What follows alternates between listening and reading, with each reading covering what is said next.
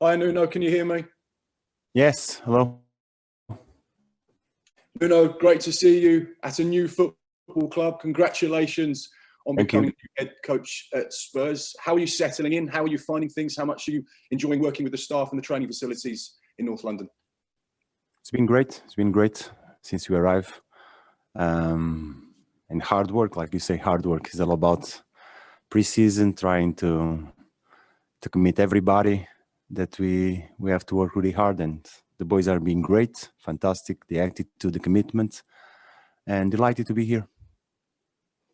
It's clear finishing seventh last season isn't in the plan for Spurs. And this summer, there's going to be a rebuilding job for yourself as the head coach and, of course, Fabio Paratici, the sporting director. What conversations have you had with him about what needs to be done, the types of players that you need to bring into the football club, and how quickly you're going to have to do that?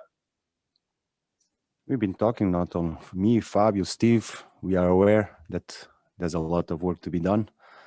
But at the same time, it's a hard work because to improve our squads, the quality that we have, the talent that we have, it's not easy, and we have to find the right players that can join us and help us. But it's been good work, and on a daily basis, each day we have a moment to speak, to share opinions.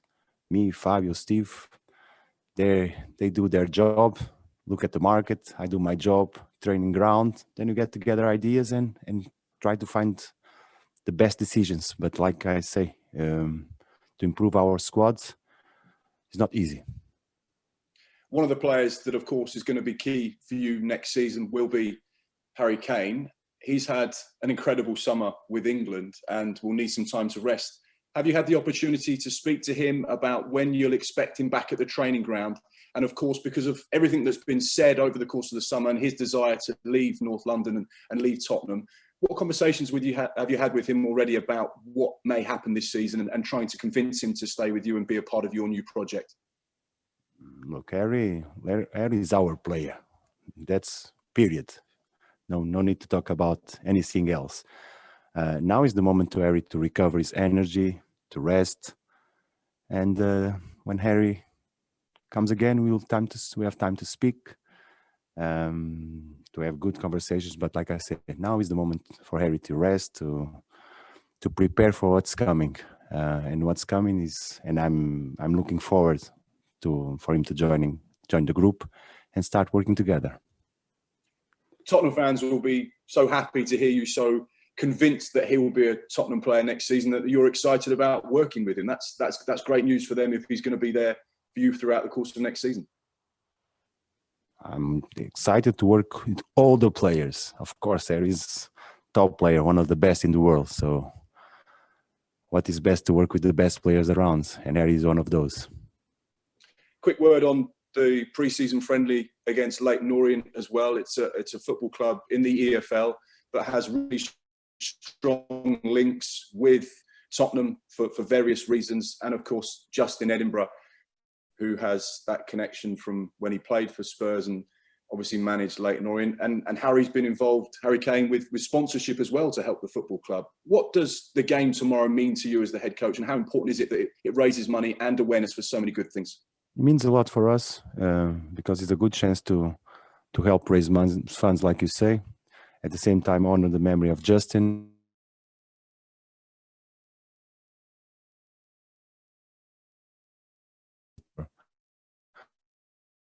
But it's a game, so we have to compete. But for us, we are delighted to join awareness and try to make people share and help others.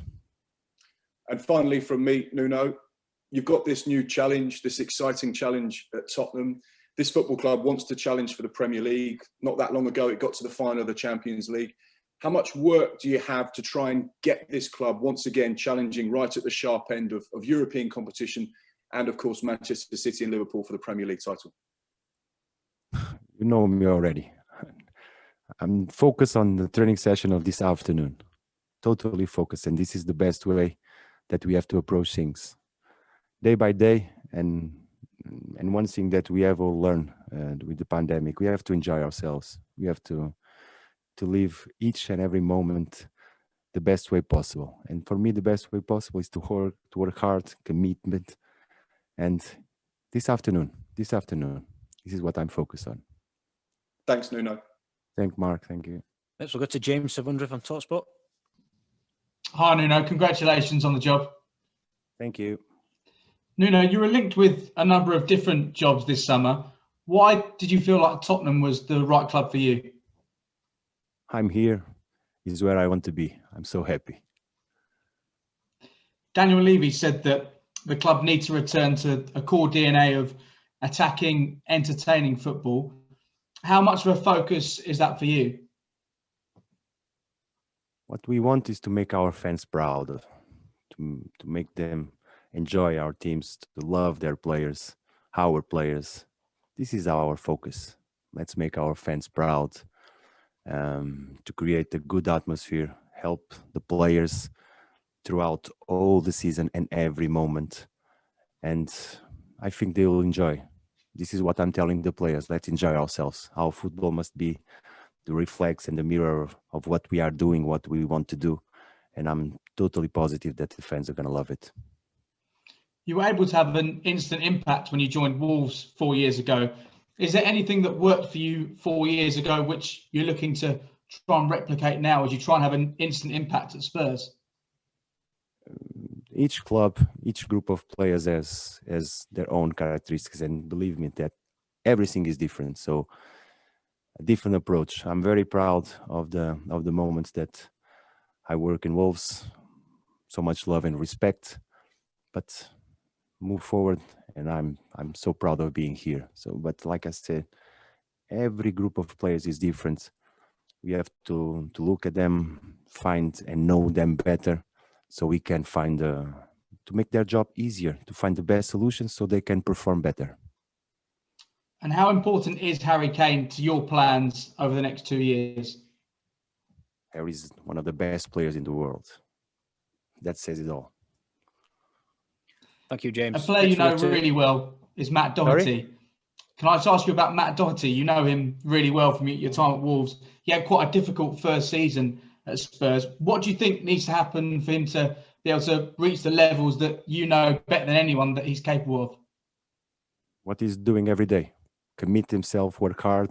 The quality is there. I know him. He know us. To take the best of him. And this is what we will try. Thanks, James. Next, we'll go to Simon Stone from the BBC. Hi, Nuno. Hope you're okay. Hello, when you left Wolves, did you have any thought of taking time out from the game? It was obviously a very intense period, and also last season wasn't easy with the pandemic as well. I think since the beginning of the pandemic, was, I think we were in Greece. I think it was the first impact that we had, that things are going to be different, things are going to change. And we suffered a lot during this period, every one of us. Of course, you think about what you want for your life, what you consider, many thoughts, many decisions. But since that period, I think there was a spirit of mission to help football come again, the way I expected to be in the beginning of this season. And I committed to that, to make everything that I could to help football come good. And I believe that it's going to be better than ever. So after all these moments of reflection, I'm happy that I'm in the game. How do you view Tottenham? Because a lot of people would say it's a fantastic stadium, best training ground, but the playing side has not been right since the Champions League final. Sorry, how do I see it? Yeah, what is your view of Tottenham Hotspur and the job you've got? Fantastic club, amazing club. Like you said, the best facilities in the world. And we have to raise our standards so we can equal. But my focus is inside of the pitch. And I truly believe that we can do it. We can do it. I mean, the standards are high. You've already been asked twice about Harry Kane. I'm going to ask you about him. You're going to be asked about him all the time. Is that something that you need clarity on, you need closure on, so it doesn't overtake the start of the season? I had no doubts in my mind. You know what I mean? I have no doubts. What I wish is to Eric to recover well, to have a good rest, and when he arrives, he will feel that every one of us has to commit themselves to become better. And we are very ambitious. We are ambitious people. We want to do it well, and we count on Ari on that. Thank you and good luck. Thank you, Simon. Thanks, Simon. Next, we'll go to Alistair Gold, please. Hello there, Nuno. Congratulations. Thank you. I spoke to Japhet Sanganga this week, and he was saying that in training there was a real focus on attacking and pressing football, which is obviously what the fans have loved previously. Is that how you see a Nuno Espirito Santo Tottenham Hotspur side looking? Now we are focused on many aspects of the game. We have to be really careful on how we prepare for how we want to play. Now we have to prepare the players in terms of fitness, in terms of mentality, the focus. So then we'll put our ideas together. But now it's about preparing them to being able to do whatever situations, to become fast, to become stronger, competitive, intense in every action. Then will come the moment to deliver our idea, how we're going to play the lines of the ball, how we're going to defense. But we have to be organized. That's the main point. But these 2 weeks has been the focus on fitness, total and fitness. And we work fitness inside of the game. We don't separate. So if we want to prepare fitness, we have to be intense in our training sessions inside of the game. But like I say, in the players have been great. Fantastic. Can I ask you about a couple of young players that have come back from loan, very talented players, Oliver Skipp and Ryan Sessegnon? Are they in your plans for this season? Every player of the squad is in my plan. Every player. Even the under-23s that are working with us are in my plans, because this is how we build a strong group, because everybody's going to be needed. Yeah, and then do you think you'll have a big squad to pick from for tomorrow's game? Obviously, you're in this kind of stage where you're still waiting for certain players to come back. Unfortunately, no. I wish I had more. I wish we had more. We have to mix. We have to wait for the international players to return. They are gradually returning, each one on his date. But we are working with the under-23s, and we are balancing things so we can measure the times of the game, not put anyone in danger, because it's been a hard week of training sessions. And can I just ask one last one from me? I mean, what's your ambition as Tottenham Hotspur head coach? What do you, in the future, want to look back to have achieved at this club?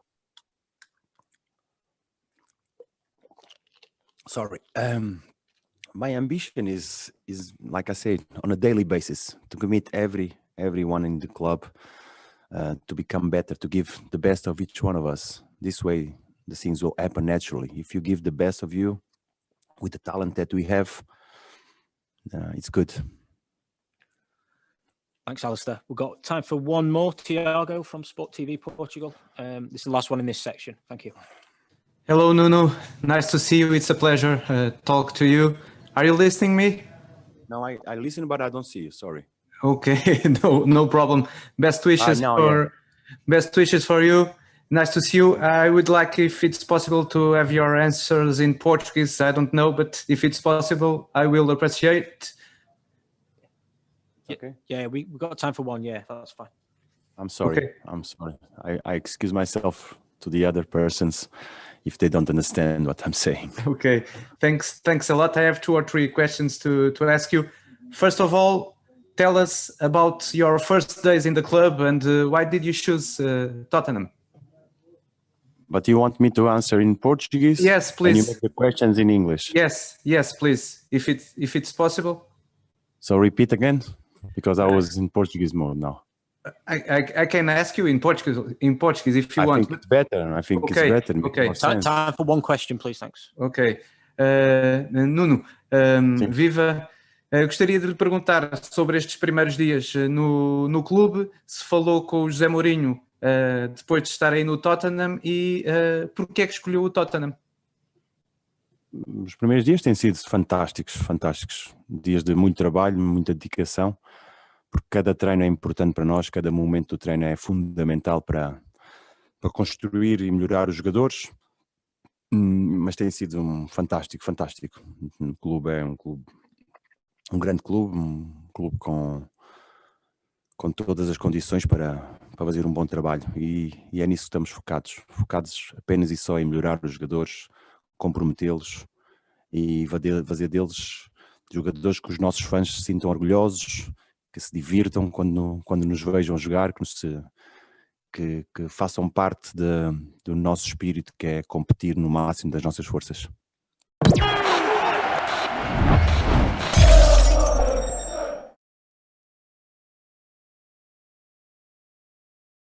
There's a few of those.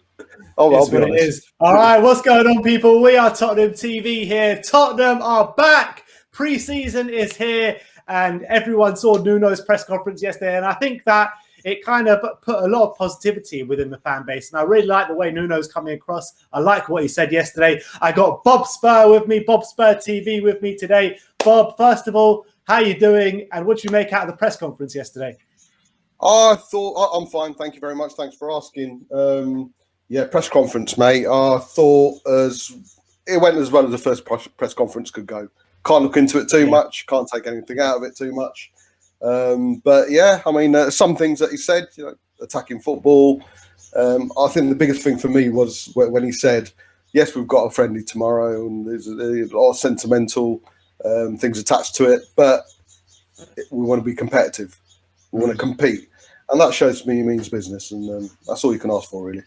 Yeah, look, I completely agree. It is a very sentimental game today, obviously, just in Edinburgh. But not only just in Edinburgh, but we had that game against them last year in the Cup, which got called off because of COVID and what have you. But it's great that we're playing this game now. They're calling it the JE3 Cup. Obviously, homage to Justin Edinburgh and his son's foundation, the Justin Edinburgh Foundation. So it's all for a good cause today, and I just want to pay my respects to the great man that was Justin Edinburgh. Yeah, absolutely. Part of the 91 Cup winning side, and my actually first memory of Justin Edinburgh, and something that I had to watch over and over again. I was pretty young, believe it or not, back in the 90s. When I watched the FA Cup final. And you're still young now, Bob. You're still young now. Young at heart. I don't know whose heart it is, but young at heart. It was when he told Roy Keane to F off. It was during that final when Roy Keane did something, turned around, he went F off. And for me, I hadn't seen someone telling another footballer to F off. So that was very prominent back in the day. So, but yeah, part of the winning side, mate. Brian Daigle will know how much the 91 Cup final means to me personally. It's the best day I've ever had as a Spurs fan. So, and he was part of it, and yeah, absolutely fantastic. Absolutely fantastic. And he was there for a while, wasn't he? Yeah, he was. Obviously, he's a guy that absolutely bled blue and white. 100%. And I was lucky enough to get to meet him and interview him right at the beginning of We Are Tottenham TV. And he was the manager of Leyton Orient then. And, he was always laughing and joking. He told a good anecdote of the 99 Cup final. Obviously, he got sent off that day, and he flicked Robbie Savage in the hair.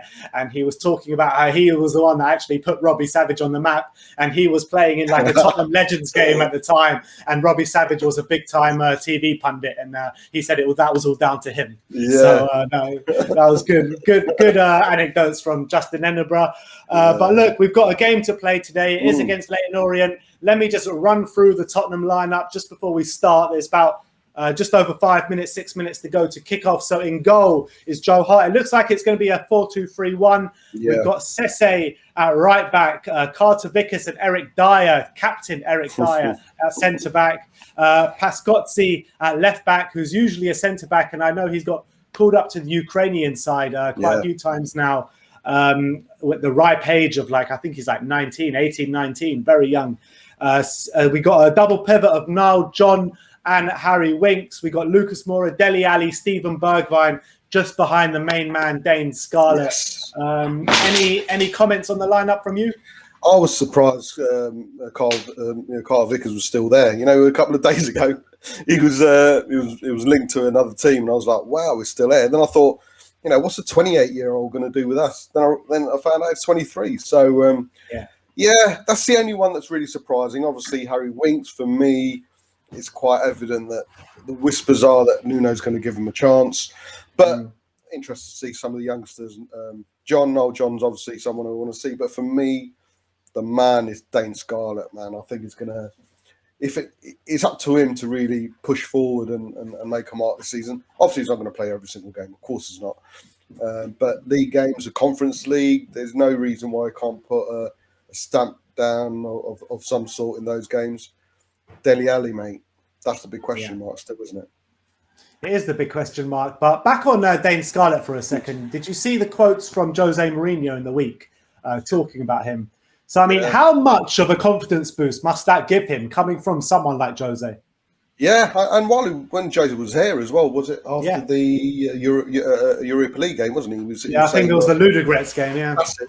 And he was saying, you know, you don't realise what you've got in not so many terms. I think he mentioned that he sees him in the sunny down the right position, doesn't he? But he can't stop talking about him. He's not here anymore, Jose, but it's still bigging him up, and he's giving the England fans an indication of what to expect from a young player. The guy's 17, mate. You know, so for regardless of what I think of Jose, but for someone like that to big him up, even after he's left the club, speaks volumes, mate. Speaks volumes. Yeah, I mean, at the end of the day, no matter what you or I think of Jose, no matter what whoever thinks of Jose, he is still, one of the greatest managers of all time in the game, and obviously one of the greatest footballing minds as well, in my opinion. But another question I wanted to ask you is that in the press over the last week or two, it's been quite evident that we're trying to get rid of quite a lot of players. You know, Davinson Sanchez, Eric Lamela, Moussa Sissoko, and what have you.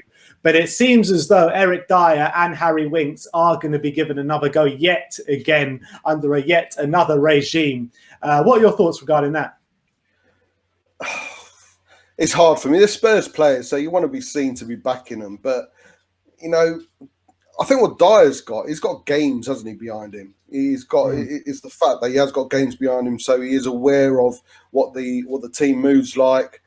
But he hasn't performed. You know, there's always a Dyer moment. No pun intended.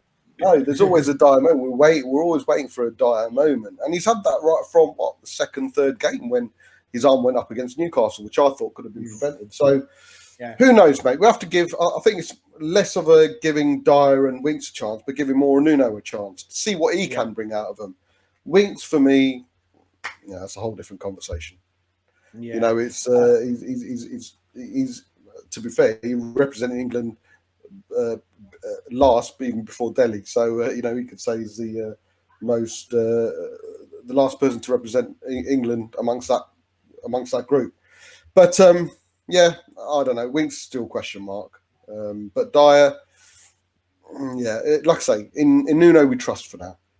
Yeah, that's definitely for sure. And you say it's a big season for Delhi, but you know who it's also a big season for? Steven Bergwijn. Off the back of that season last season, didn't get one goal to his name.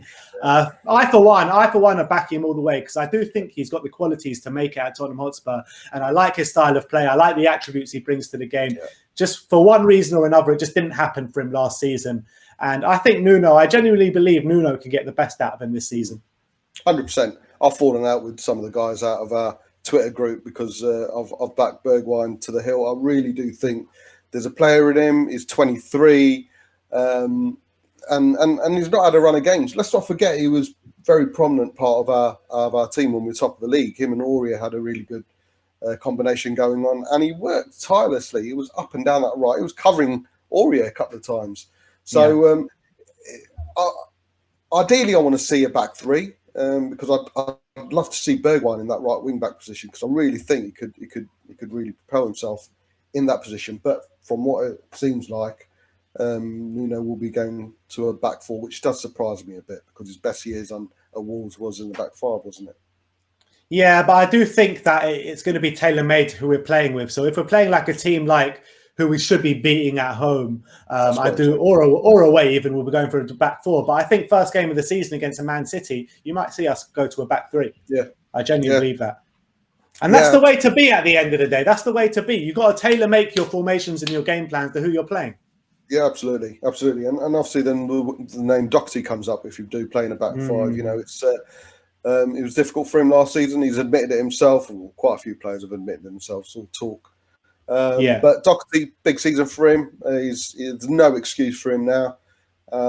Nuno knows. I like what Nuno said yesterday. You know, he knows us, we know him, and our mission is to get the best out of him. So so good things. Nothing but positive. I feel positive about the new season. New manager, fresh ideas, fresh voice. It's up to the players now, mate. It's up to the players. You know, players with the likes of Ali.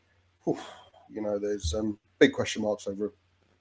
But he looks the part, Nuno, doesn't he? He looks the part. He talks the part. Now, let's see if he plays the part. But look, we are just a minute away till kickoff. They are in the centre circle giving a nice round of applause. I believe it's for Justin Edinburgh, but I don't have the audio on. But just before we kick off, what is your score prediction, Bob?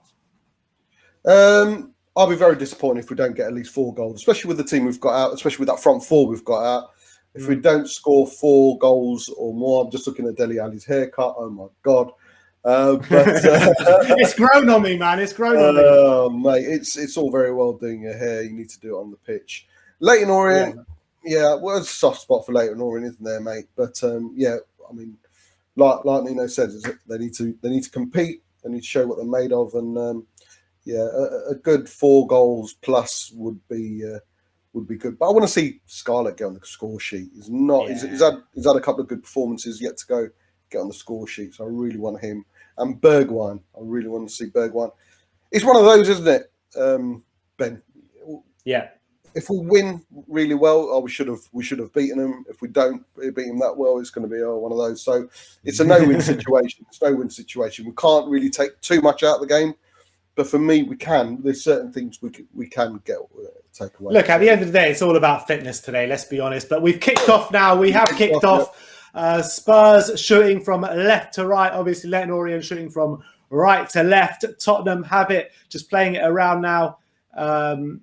I can't really tell who these players are because I don't know half of them, to be honest. So I was going to do a little bit of a Simeon commentary today. No, mate, we can't replace Sim, can we? We can't. We can't. He's too much of a geek for our liking. But tell me about it. Tell me about it. Oh, we can tell Dyer. We'll tell Carter because he's a unit, isn't he? But definitely playing at the 4 at the back. Definitely. Yeah, definitely. And it looks like Bergwijn is down the right. So it's like the curious case of Cameron Carter-Vickers because he always starts pre-season with us, but he's never there in the season. Yeah. Leyton Orient going on an attack. They've got some space. Oh, here we go. On the right. Oh, no, good. Oh, here we go. Oh, you must be a little bit ahead of me then, Bob. Yeah. Just circles that, mate. Oh, yeah. Oh, I should be All right, here comes Lucas Moura. Taking on the fullback, he's done well. Lucas Moura wearing the number 9 today, and it's a corner ball, I believe. Yeah. Corner to Tottenham. Showing a bit of pace there. They've all been back pretty early, haven't they? They from the videos, they've looked like they're really getting into the training, and I think that's the Nuno effect. Cathro for me is the assistant coach. He seems to have put his stamp down and. Big things about At the end of the day, you expect them to come back early. They had no international football to play, most of these players. You know what I mean? Yeah. Corner comes in. Oh, that was headed wide by Dane Scarlett. Dane Scarlett, yeah. He's slightly ahead of me now. I don't know yet. What are you on exactly? What minute are you on? I'm on 2 minutes 4 seconds. I'm on 2 minutes 4 seconds now. Right. We'll get there, mate. We'll get there. It's not letting me. 2:10 now. That's all right. 2:10. I'm in 2:16. Bloody hell. Right, okay. Right. We'll get there. We'll get there. But no, what are you hoping to look? What are you looking at for today's game, Ben? First of all, I think, like I said before, I think fitness is the key to especially the first game of pre-season. I want to see as well. I want to see some nice attacking football. I want to see some combinations. I want to see some pressing, and like you as well. I just want to see a good performance from Dane Scarlett today, just because every time I've seen him play, I've taken away something from that game, something positive from Dane from that game, and I'm just hoping for more of the same. Yeah, I just really am. We know his attributes. You know, he's got great pace. He's great at closing down. You know, I think that's one of the biggest thing that we're all taken away from his performance when he closed down that defender for the it was Vinicius, isn't it, who scored? Yeah, but he seems like he plays with no fear whatsoever. That's it. And youngsters have that. But do the words from Jose put added pressure on him, or do you think it will take it? We just don't. That's one thing that we don't know about Dane Scarlett's mentality, do we? Exactly. I think it depends on your mentality, and I think that if he does thrive on those words from Jose Mourinho, we know that we've got a player with a proper talent and proper mentality as well. Yeah, absolutely, and that's what you need. You know, some of the mentality has always been questioned. You go, great 1-2 there. I think we're pretty spot on now on the time. Ooh. That was Maxim Pastore going marauding down that right-hand flank. He's quite well thought of, this Maxim Pastore. Yeah, he's got a few caps, hasn't he? Or it's certainly been called up a couple of times. Are you surprised not to see Lavinia, or is he still injured? Or I'm not sure what's going on with him, but now you say it, I didn't think of it at the time, but no, he's not even on the bench. Yeah, because a lot of people talk highly of him, and he wasn't too bad in the Europa game, was he? So, he's one that we nabbed off Chelsea. Yeah, I know, which is even better. But no, but maybe Nuno just hasn't seen enough of him yet. But you'd like to. I mean, the last one we nabbed off a rival didn't end up too badly, did it? No. But the picture does come up now and then. There's all the Gooners want to bring him up, don't they? Look, they can bring it up as much as they want, but we know who the top goal scorer is in North London derbies. There you go. What's your thoughts, mate? You know, the question's going to come sooner or later. The Harry Kane question. I mean, I still don't believe he's leaving. I don't believe he's leaving this summer. I think we've got one more year to enjoy of Harry Kane. I do believe that. And I think that Daniel Levy is just going to price Man City out of whatever move they try and make this summer. Yeah.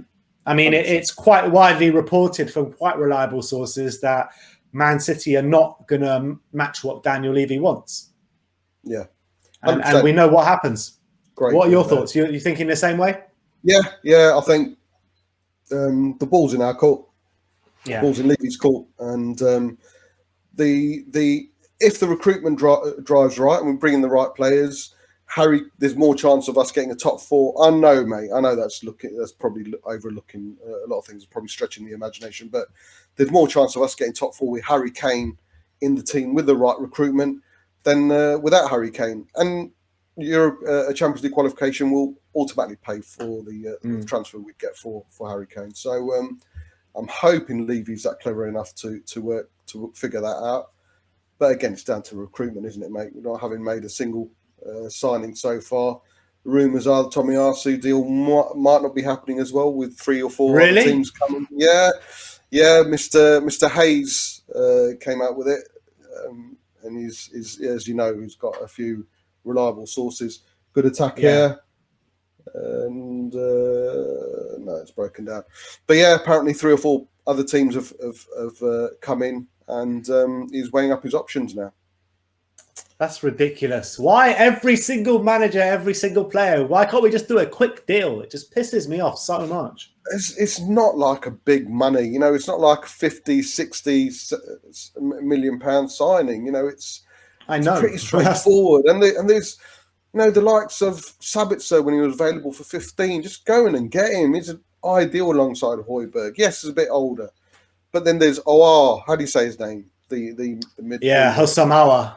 Oh yeah, there's him. I mean, the Ndombele swap is complete bullshit. That's not going to happen. Yeah. But you know, get him in. He's quality. Lacroix. I know you're a big fan of him, aren't you? Yeah, massive. And he's not expensive. Get him in.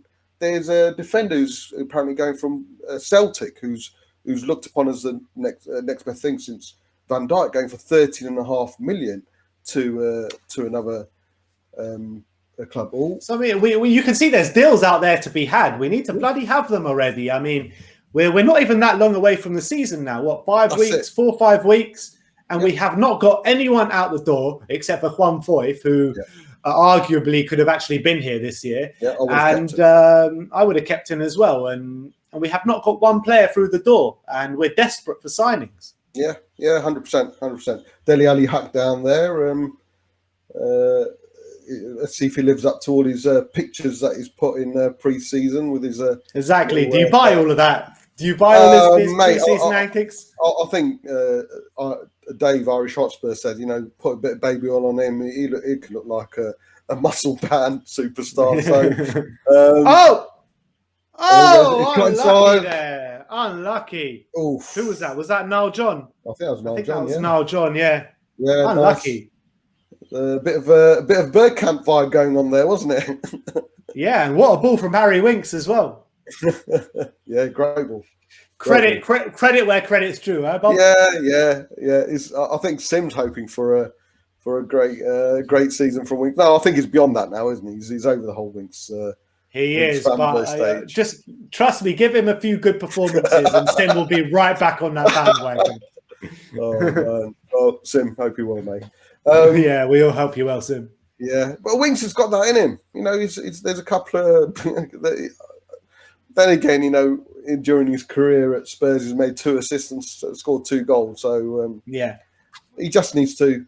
A lot of people, rightly so, call him the new Vinny Sideways. He's always passing sideways. There's not a killer pass in him.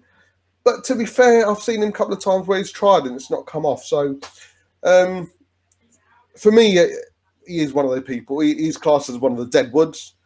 But again, I think we have to just give Nuno a chance and see what he can do. Is it disrespectful to put him in that category? Because under Pochettino, he was a rising star kind of thing in the Poch team, and he had some very good performances in that Pochettino team. He did. And then when Mourinho came in, it kind of did fall flat, or like even in the latter parts of Poch, it fell flat for him, but it fell flat for a lot of players in the latter parts of Poch and under Jose Mourinho. Do you think there's a player in there that Nuno could actually unearth, and maybe it is a bit too soon to just cut loose and get rid of him this summer? We all hope so, don't we? We want every Spurs player to become the best at what they are. Even Dyer, Sanchez, everyone. I want them to be the best defender, midfielder, striker in the world. Yeah. But for me, it's the length of time, Ben. It's been a while, mate. If you're going to have a lull of a loss of form, it can't last over a year. Dele Alli going on 3 years. There's some comments that I've, him saying it's a new season. I want to come back stronger. I know I've not done it. I've not done well, but this is my season. I want to put my head down and try my best. And I posted that within the group a few days ago, and everyone's saying, "Yeah, there you go. There's Dele Alli. He's talking it. I believe it." What I didn't know, it was a quote from 2019. He said those quotes in 2019. I was like, by the way, these quotes from 2019.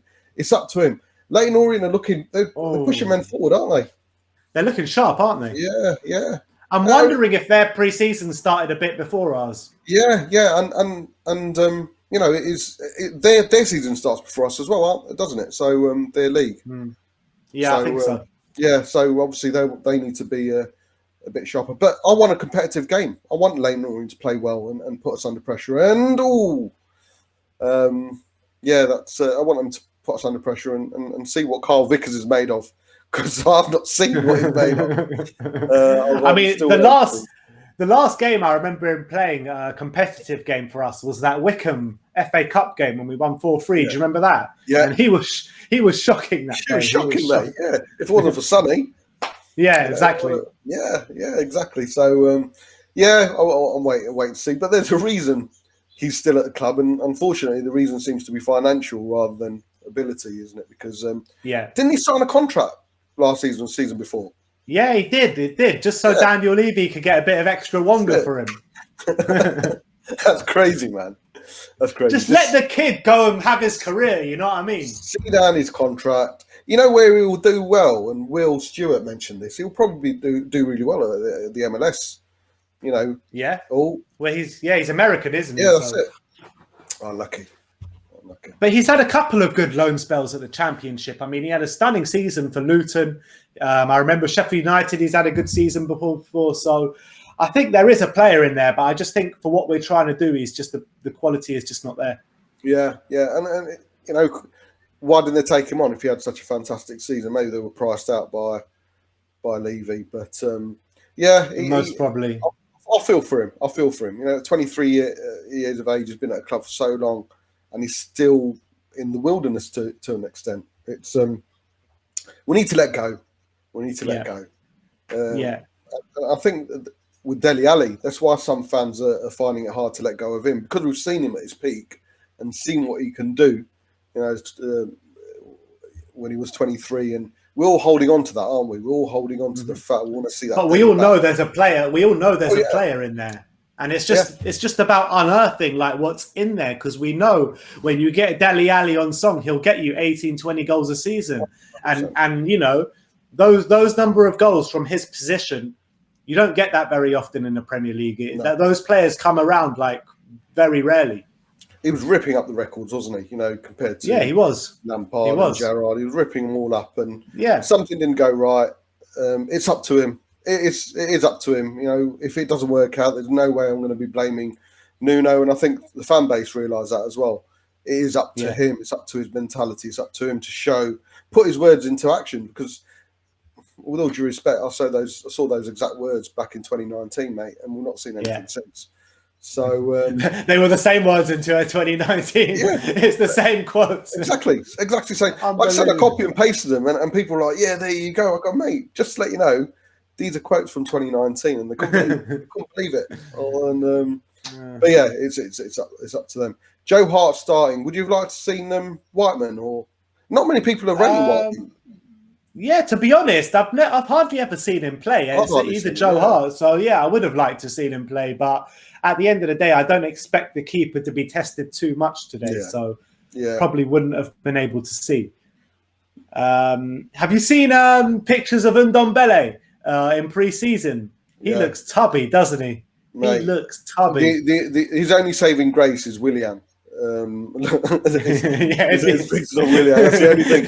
Did you think I'm tubby? Here you go. Well, I think it's my theory is that, you know, Saka was getting so much abuse that the only way of saving him and keeping away was by Willian eating him. So I think Saka is in Willian's belly. It's keeping him safe there. It's keeping him safe there. Mate, I don't know what that was. He looked massive. Ndombele, again, another player. I keep on saying it. All the guys will tell you what I think of Ndombele. I think if he gets his head right, he gets his belly right, for me, he can become the best midfielder in the world. I really mean that. You know, when you look at ability, he pisses all over Pogba. I really believe that. I think he's so much better than Pogba on his day. And the way he controls the ball, I've never seen any Spurs player do that since Gaza. There are certain things, I'm not saying he's as good as Gaza, of course I'm not. But some of the things he does with that football, I've not seen since Gaza. And I'll include Ginola in that and all Berbatov and everyone. The way he, so it's up to him. It's up to him. It's all up there, and obviously down there around his diet. But he can be, and I think Nuno needs to tell him that you can become the best midfielder in the world, mate.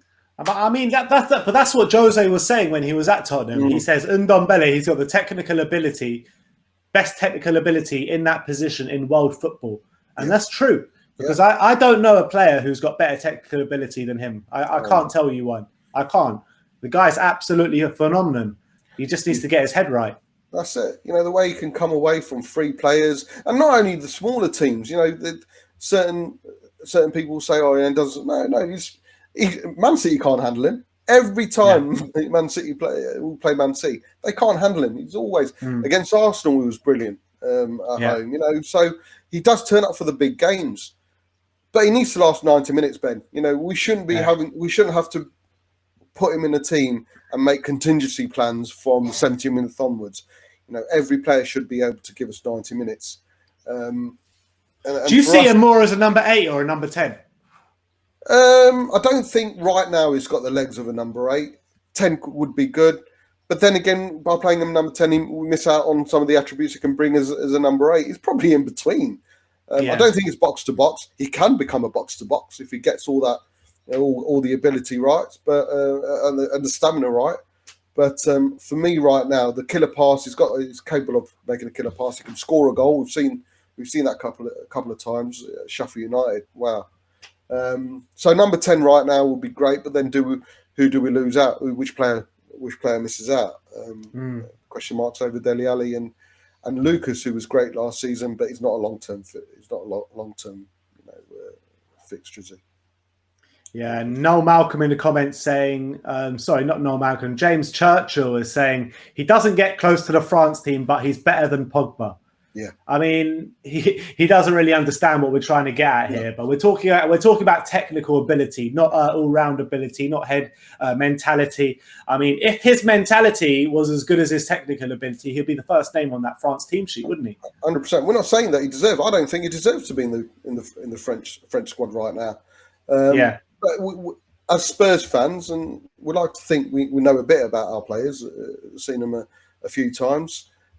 We believe, and I certainly believe, he can become the best midfielder in the world purely by the things that he does and what he brings to the pitch. And like you say, technical ability is easily the best at our club. It's up to him. It's up to him. I believe he can become better than Pogba. I believe he can become twice the player Pogba is. But it's up to him. It's up to him. Right now, he's nowhere near it. Of course, we know that. We're not stupid. He's nowhere near Pogba, but he can. He's got the. Bless you. He can become. He can become twice a player. Absolutely. Yeah, I completely agree. I completely agree, and I think that where he does his best work for me is controlling the game from deep and spraying those lovely through balls from deep. I think that's where he does his best work, to be honest.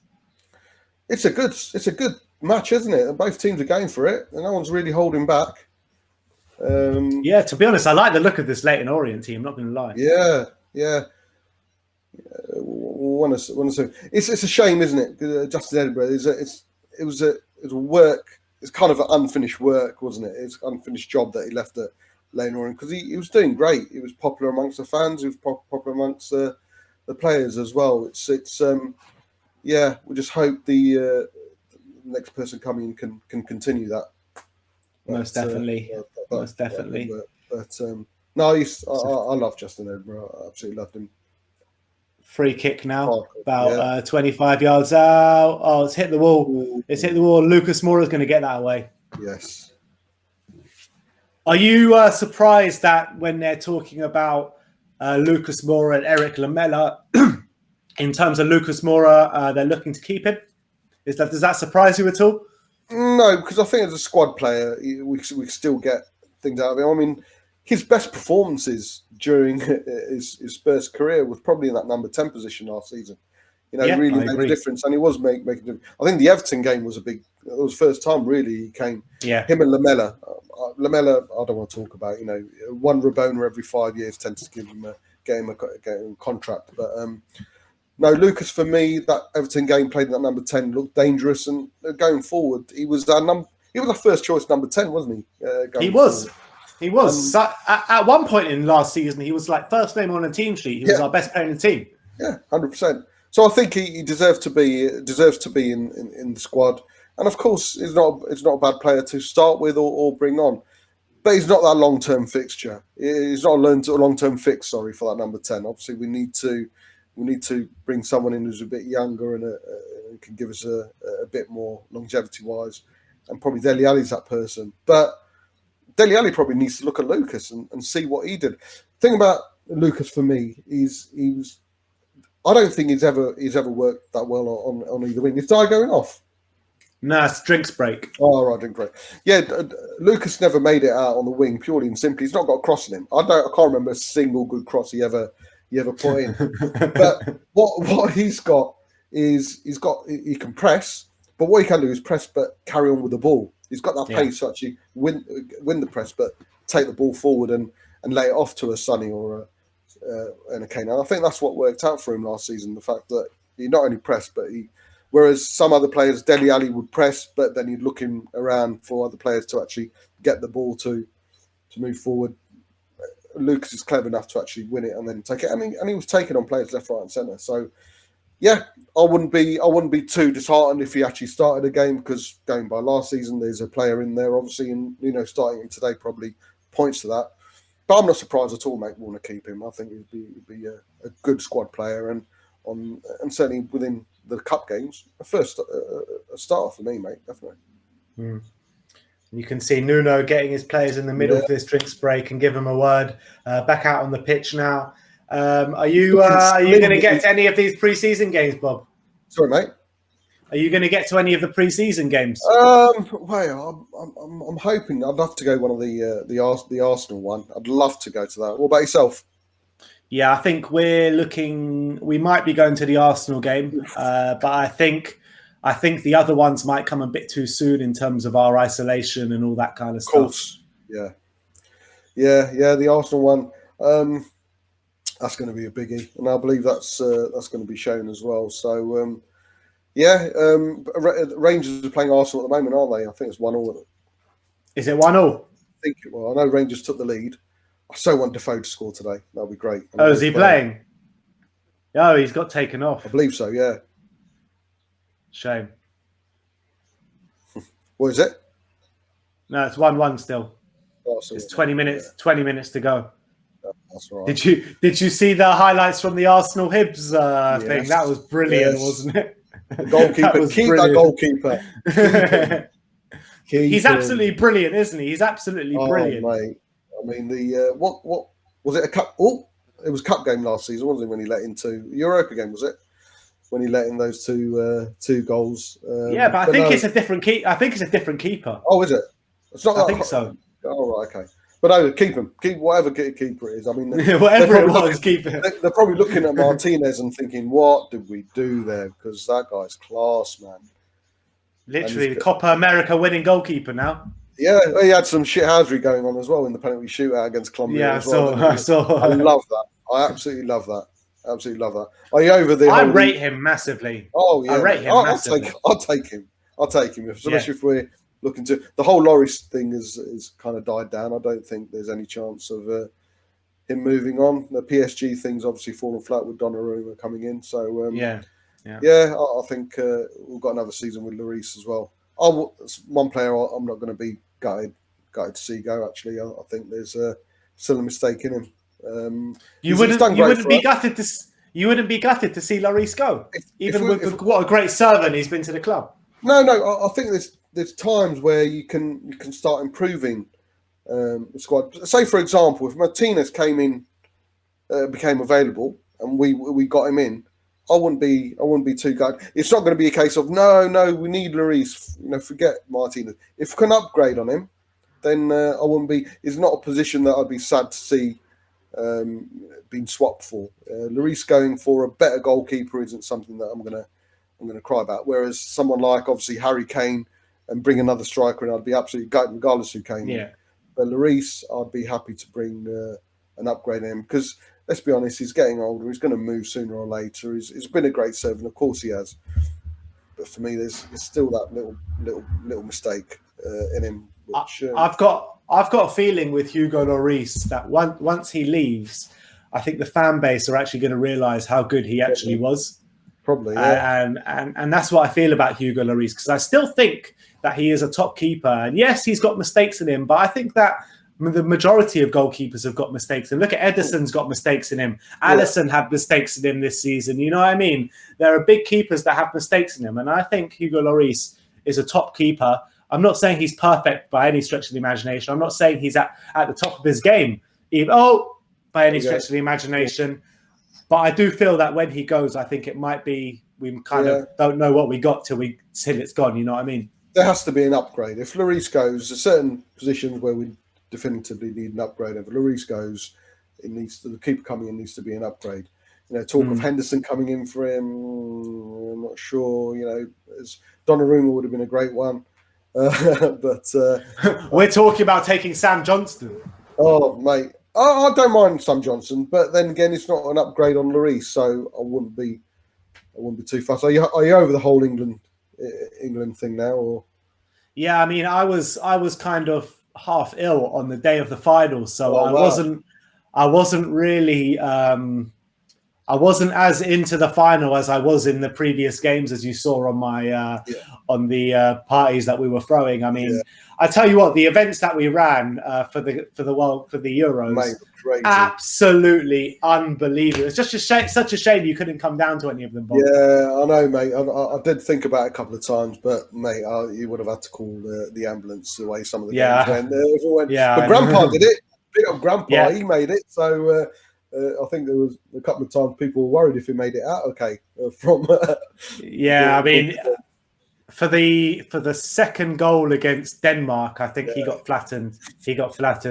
I bet he loved it. He did love it. He did love it. But you know, we had a spot for him in the kind of isolated spot that no madness was going on there. And every time something would happen, he would run in. He was loving it. Oh, it's Grandpa, man. Wicked. I just keep watching his over and over again. There was you can see he wanted to celebrate and go crazy, but he was wary of the people around him at the same time. Brilliant, mate. Yeah. Lucas doing great. Oh, well played. Oh, we're in the number 9 today. Yeah. Oh, what's that little bit of skill from that Leyton Orient player there? Yeah, look at that. That was very Ndombele-esque. Yeah, exactly. Who needs a Ndombele? Let's sign up this guy. Let's sign up that guy. Here England for more again. He's he just stopped there for. He is looking sharp.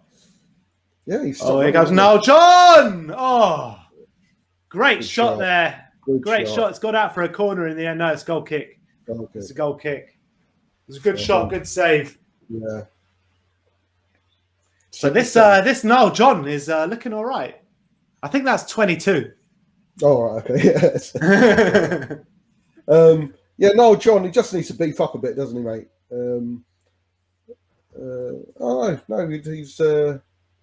He's looking all right. I can't remember which game it was where he played last season. Do you remember? Oh, John. Was it the Marine game? It must have been the Marine game. Marine. No. I think there was Devine and White for that game, wasn't it? Did Niall John come on? I know White. He might have come on. Came on. Devine came on, scored, didn't he? He definitely came on in one of the games. Yeah. It was either Europa League. It might have been the Ludogorets game, or it might have been the Marine game. It was one of the two. And I remember being impressed with Niall John in that game as well when he came on last season. Yeah, and he's probably out of all the youngsters, probably the most minutes, hasn't he? Even ahead of Dane Scarlett, because it's been potentially on the peripheral for a couple of seasons now. Obviously, the guys think a lot of him. Oh, yeah. And I think that this academy is really starting to produce now, isn't it? Really, because we haven't produced anyone of note between Harry Winks and Harry Kane. Apart from that, there's been no one for a number of years, hasn't there? I was working out the other day, Ben. We'll look at every position in the first 11. We've got Whiteman. Think of him what you want, but at least we've got someone there. Right back, Lavinia. Oh, good play. Max impact. Let's see. Giving the Leyton Orient defence giving the Leyton Orient defence a bit of worry there. He reminds me a bit of one Foyth there, Max. He does, even looking at him. It's similar to look at. And build as well, isn't it? It's similar. One Foyth, mate, was brilliant against Arsenal. But no, as a youngsters, we've got Lavinia at right back, we've got Tanganga and Rodon, 2 youngsters in central defence. Sirkin, obviously, in left back. In midfield, we've got Devine, Harvey White, John. Up front, we've got Dane Scarlett. So every position, technically, we've got some quality players coming through, and obviously the boys today who are playing today as well. Jack Clark is the only question mark for me. I don't think he's just not got that build, and I don't want to be sizist, but he just doesn't seem to be able to bulk himself up, does he? Yeah, and it just seems as though every single loan move he goes to, he just can't seem to get minutes. Yeah, not even in the Championship. So I mean, And How old is Jack Clark? He went to Leeds and didn't get a minute, did he? Didn't he? Yeah, that's it. Because we signed him on Leeds and loaned him back straight away, and he didn't even get one minute, not one. Exactly. So it just shows Leeds got a good deal. Yeah, we got mugged off. It seems 10 million we paid. We're not going to get anywhere near that, mate. Sold in tomorrow. Not going to get anywhere. Good free kick coming up here. Good position. Who's going to take it? Oh, it's ideally suits a left footer, doesn't it? Let's see. Well, now John's walking back there. Yeah. I know he's not. Does Niall want it? Oh no, it's Harry Winks. Harry Winks is probably going to put it into the. Wasn't it a bit further forward than that? Yeah, wasn't it? Yeah. Yeah, but Harry Winks has taken it back into a bit of a crossing position. Yeah. Eric Dyer's in there. Captain Eric Dyer. Yeah. Vickers is there. It's a good ball. It's gone all the way through though, and it's out for a goal kick. No, I think it stayed in. Oh, it stayed in? Yeah, it stayed in. Oh, no, it's out for a throw on to Tottenham. Yeah, surprise, surprise. Winks played it a bit too long. No. Give him a chance. They're all going to be rusty. They're going to be a bit rusty, aren't they? They're going to be a bit rusty. Yeah, of course they are. It's only the first game of pre-season, you know. Some other games coming up. I think MK. Oh, here we go. Oh, unlucky. That was a lovely ball. I'm not sure who that was from, but it was a lovely ball. All the way forward. All the way. Beat everyone. It was literally pinpoint, but he just wasn't that quick enough. Eric Dyer now spraying it down. Yeah. Who was it? Carl Vickers. Yeah. I mean, we've seen Dyer do it a couple of times. I mean, the alley goal against Chelsea sticks out when he put that ball over the top. That sticks out. Then again, that's the only one that sticks out, if I'm honest. It's Toby. Toby's the one that usually does it, doesn't he? Yeah. Do you reckon he's staying then? I think he might see out his contract, to be fair, then go back to Belgium. I think he might see out the contract. I think it's paramount.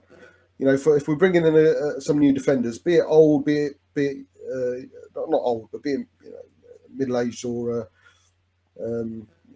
early 20s or late 20s or someone young. I think the amount of experience he's got, Premier League experience he's got, they should be able to sponge it off him. And I think for Roden and Tanganga as well, to have a Toby alongside him and learn from him, I think is paramount. He might not play every game. He's not going to play every game, of course not. But for his experience that he's got, mate, I think he's going to be a very important player for us. Tomiyasu, looks a bit. If he comes in, I think Toby's the man he should be going to and saying, right, what do is he going to come in? What's your gut telling you about Tomiyasu? It's Spurs, isn't it, mate? Spurs, Levy. I'd be more surprised if he did come in after this rumour than if he didn't, and that's unfortunate. Being a Spurs fan, we shouldn't be like that. We should be saying one name and be all excited and seeing the deal get done. But the fact we're in a position where I'm in a position where I think with the rumours that have come out, I'd be more surprised if it did happen than if it didn't. Just says everything about the current state. Still excited about it. What's Matty saying about it? Because I missed his update on it. What's he saying about it? What teams are in for him? I asked. That's the thing. They haven't declared. They haven't announced which teams are in for him. Which could be just smoke, just to get his price up. But my question was, what's the latest on Tomiyasu? Why is it taking so long? And he goes, from reliable sources, it's been confirmed that 3 or 4 other teams have gone in for him, and now he's weighing up his options. And he actually ended the stream by saying, players have been put up for sale, and Tomiyasu is in the balance, now hangs in the balance. So, there you go, mate. There you go. And I don't care who we bring in. I don't care who we sell. I don't care what happens. This is always going to be the message for me. Yeah. Mate, the amount of, not arguments, the amount of debates I've had with people on Twitter who are saying, we don't understand the ENIC out.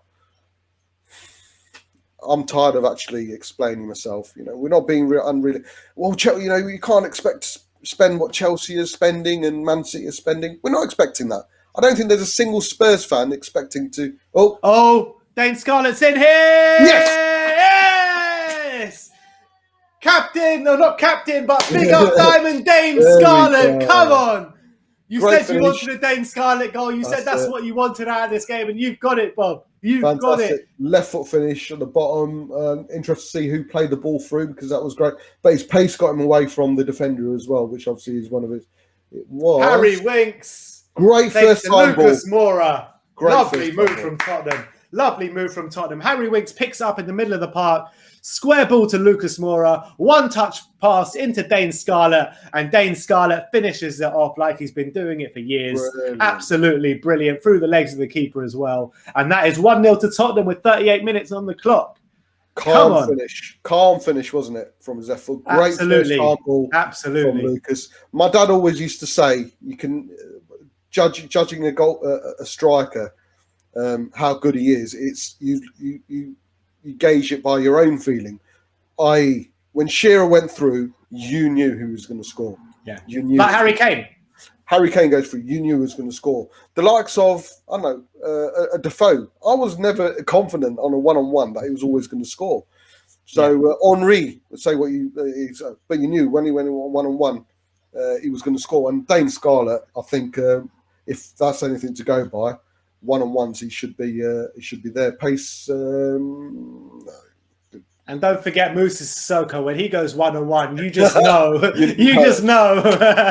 people on the top row are covering their heads. Exactly. Why do we always have players like that? I remember like Didier Zakora as well was exactly the same. Zakora, of course. Who's the other one? Palacios. Freund. Yeah, Freund. Oh my god. Palacios was a bit unfair. He had a bit of a shot on him sometimes, didn't he? Yeah. He did score 1 or 2, I think, Palacios. Yeah. See, Wanyama never took advantage of his shot, because he had a shot on him in a half. Yeah. Liverpool. Everyone saw that at Anfield, yeah. Oh, mate. But that was a really good goal. I'm really impressed with Lucas, actually. What a great first-time ball that was. Really, and nice little ball from Winks as well to find Lucas too. Yeah, I missed that bit. Carter Vickers gets that one. Oh, hoofed the ball from Carter Vickers, and it's gone straight to a Leyton Orient player. Gives us a chance to get to this super chat from Marcus Patterson. I'll ask you this one, Bob, and he says, is there anyone in Arsenal that you rate? Right now? No. If Martina was still there, I'd say yes. Probably Tierney. Yeah, I would say Tierney and Saka probably. Saka. Saka's Saka. But apart from that, no. Aubameyang's not. Aubameyang's not done it. No, there's no one else. No, it's an easy one actually. There's a big comparison going on between Partey and Ndombele. Mate, it's not even a conversation. It's not even a debate. It's unfair on Partey to compare him to Ndombele. Come on, I agree. I completely agree. Partey's not done enough yet. No. I was looking at highlights. I was trying to think, right, let me look at some highlights on YouTube. And I saw Ndombele take on 3 or 4 players, his goals and everything else. And I put in Partey highlights, and his only highlight was him literally jogging off the pitch when the opposition team was on the attack against us, of course. That was his biggest highlight of his Arsenal career so far. But any other player would have gone down and tried to stop play. But no, he wanted to cry off. But no, it's not a comparison. So no, the only one, Tierney and like you say, Saka, mate. And then he goes on to say in the super chat, saying also we shouldn't sell Bergwijn to Ajax. If we do, though, we should take Andre Onana with us. Thoughts? I believe Andre Onana's joined or is joining someone else, so I think that's not really a goer. But I really don't think we should sell Bergwijn to Ajax. I think it's way too early for me. Yeah. No, for me, Bergwijn, he for me, if we've given Dele Alli 3 years, trust me, Bergwijn deserves another chance. And for me, like I say, let's not forget he was very prominent in the team that was challenging for the league at the beginning of the season. So, no, the only thing obviously is him. He needs to sort out his mentality, because it does look like the Liverpool game took everything out of him. The 2 misses and the abuse he got after it. We're not condoning the abuse, of course we're not. but the abuse really got to him. Maybe he just needs to be a bit mentally strong. And again, that's up to him, just like it is to the other guys. But from what I've seen, mate, I believe there's a player in him. You know, the goal, he ended it well. That goal against Villa at the end. There's a player in there, and I've got full faith in him as well as Nuno. So it's a wait and see for Bergwijn. Let's hope he can knuckle down in pre-season, get a few goals under his belt during the pre-season, and let's see how he can start the season. But here come Tottenham yet again. Oh, a bit of a pass behind the player there, but that's a bad. He's lost the ball there on the halfway line. I think it's Cesar. Number 7 looks good for Lincoln. Leyton, yeah. Leyton. He does, doesn't he? I've been quite impressed with this Leyton Orient side. I think they're giving as good as they're getting, kind of thing. They're not sitting back. They're not afraid to attack. And they're spraying it about nicely as well. Apparently, here we go. And that's Cameron Carter-Vickers. That's Carter-Vickers. If anyone's got any wondering why there's a question mark over Cameron Vickers, I think you can pretty much see it wasn't a clearance, it wasn't a pass back, it was let's stop it and see. Apparently Arsenal's 2-2, Ben. Yeah, I'm just looking at it now. Eddie Nketiah just got the equaliser on the 83rd minute. We're on the 88th minute now. So Rangers taken the lead twice in this game, and Arsenal pegged them back twice. Who scored for Rangers the second goal? Do we know? Itten. Oh, okay. Who are you looking for? Defoe. He got taken off. Oh, did he? Okay. Yeah. He would love that. He so would have loved that. Yeah, isn't he a closet Arsenal fan though? I think he grew up an Arsenal fan, but I think once he joined Tottenham, I think he found his new home, didn't he? Yeah, I still remember the chant when he took a penalty for Portsmouth. Every single Spurs fan was saying, "You're Spurs, and you know you are." That was against Spurs as well. Spurs, yeah. I was sitting behind that goal. I was there. I was there at Fratton Park, and he scored, and we just carried on cheering. That's it. No, it's crazy, man. It's crazy. There's certain players who will always have that affiliation with Spurs, won't they? I mean, Robbie Keane, one of them. Yeah, definitely.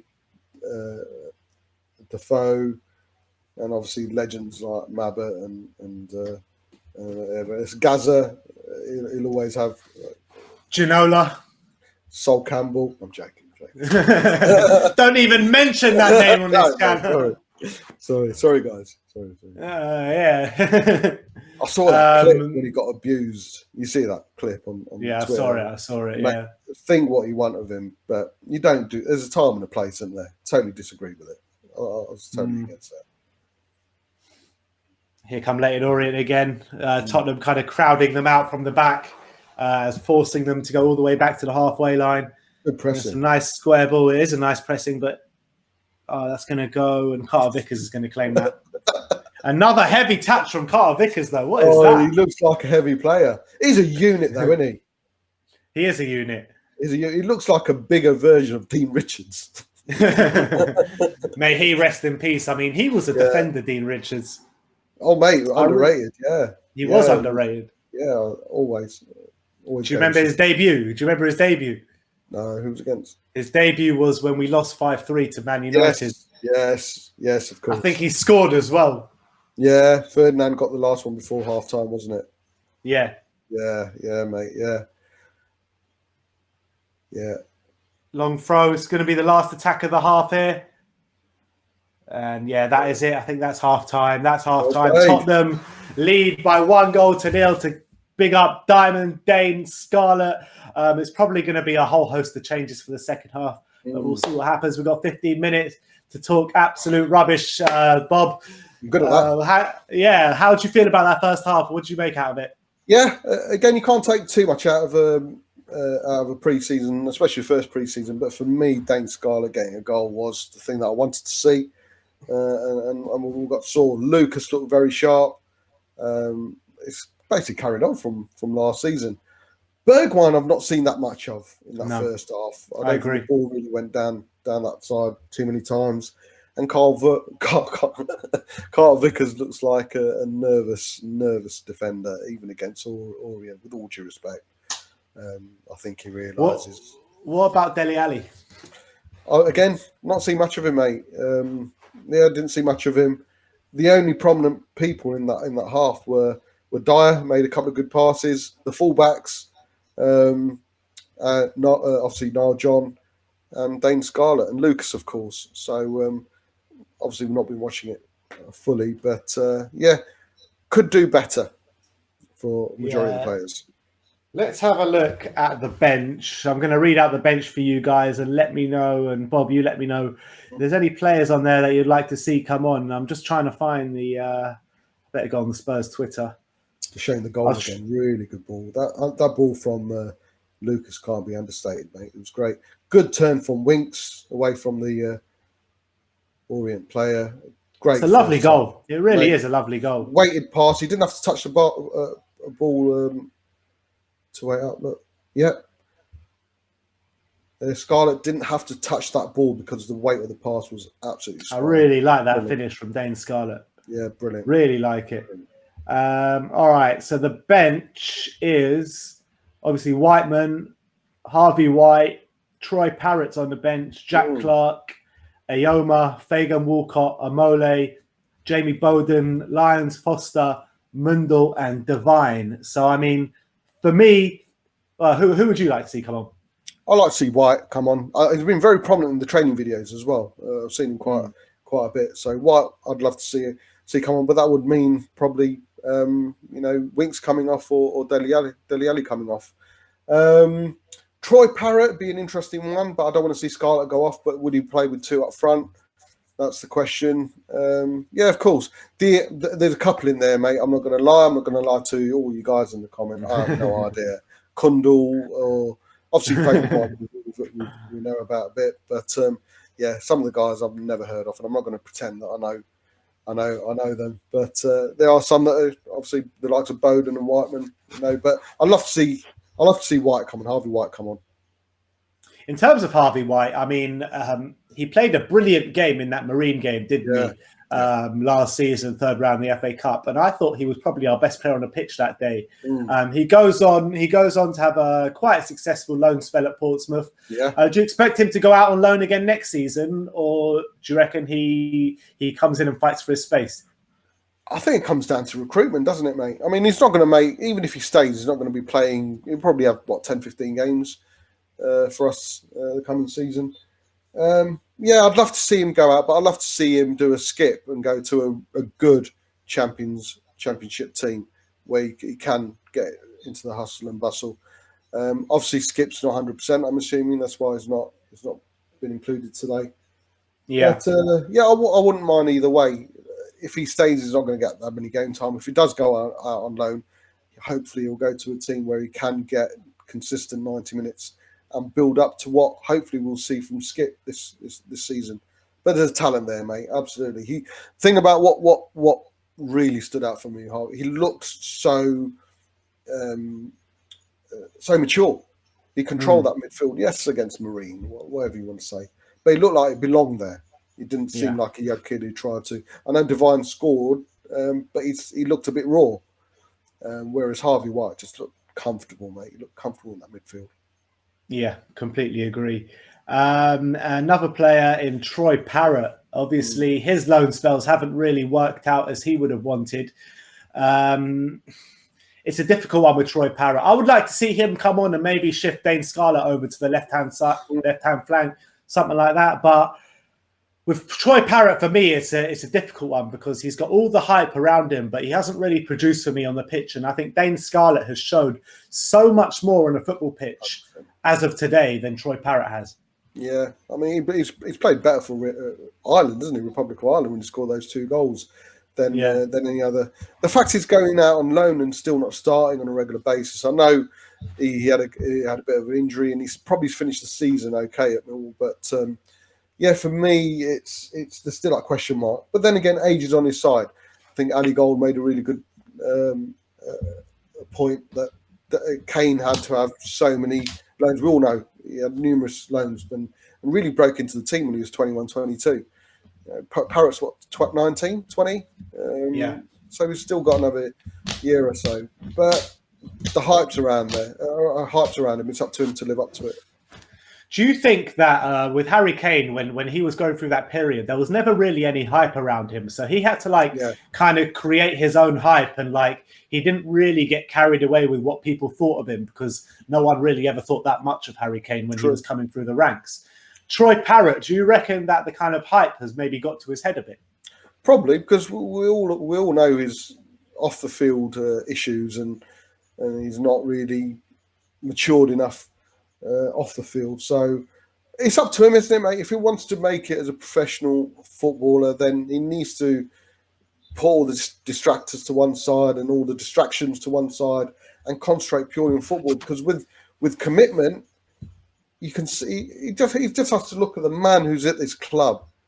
He's alongside. Looks at Harry Kane and the commitment from that, and the professionalism that that man brings to the club and himself. He wants to become anywhere near it. Just look at him as a role model. What a great role model to have at a club you're at in Harry Kane. It's completely up to him, agree. I mean, you can't really get a better one, can you? You can't. Of course not. No. It's up to him, and it goes for all those players. It's up to them. It's up to them. Dele Alli's, the Ndombele's. We can say what we want and point the finger at Nuno. Nuno will do his bit. He'll do his best. But it's up to the players, and I think in time, as Spurs fans, we realise that the players themselves need to look at themselves in the mirror, and not question what they're doing every day, every day in and every day out. Yeah. There's an interview with Matt Doherty going on right now on Spurs TV. Do you reckon he's kind of, I wouldn't say relieved, but happy maybe is the right word, that Nuno's come in now, and it gives him a kind of second chance, second crack at the whip? You'd hope so. But during that interview, he also mentioned that last season COVID had a lot to do with him being out, missing a few, and it did take a lot out of him, stamina-wise, and we never had going from wing back to right back is probably a harder position to go from right back to wing back, in my opinion. Purely and simply, you need to be so much more defensive minded, and you need to be a bit, cover your areas a bit more as a right back. So, yeah, it's up to him. Nuno might not even play 5 at the back or 3 at the back, and he might use right back. But he is, like Nuno said, we know Doherty, and Doherty knows us. So we're going to work together and bring the best out of him. I think he's over the moon, mate. I think he'll be over the moon. Nuno's the reason why he went for such big money to a bigger Premier League club. So I think he'd be loving the fact. The familiarity as well. Any other players that we haven't mentioned that you think that can thrive under Nuno? Yeah, I think, again, we don't know if he's going to go through. Well, you said he might go 3 at the back or 4 at the back, depending on which team. I think Reguilon, he had a bit of an indifferent finish to the season, didn't he? He had a great start. He did. I was so worried about him at the back end of last season. But don't you think the first game kind of summed up how Reguilon plays? What, the Chelsea game? The Chelsea game, being at fault for the goal, for the Chelsea goal, but then that never-ending sliding tackle.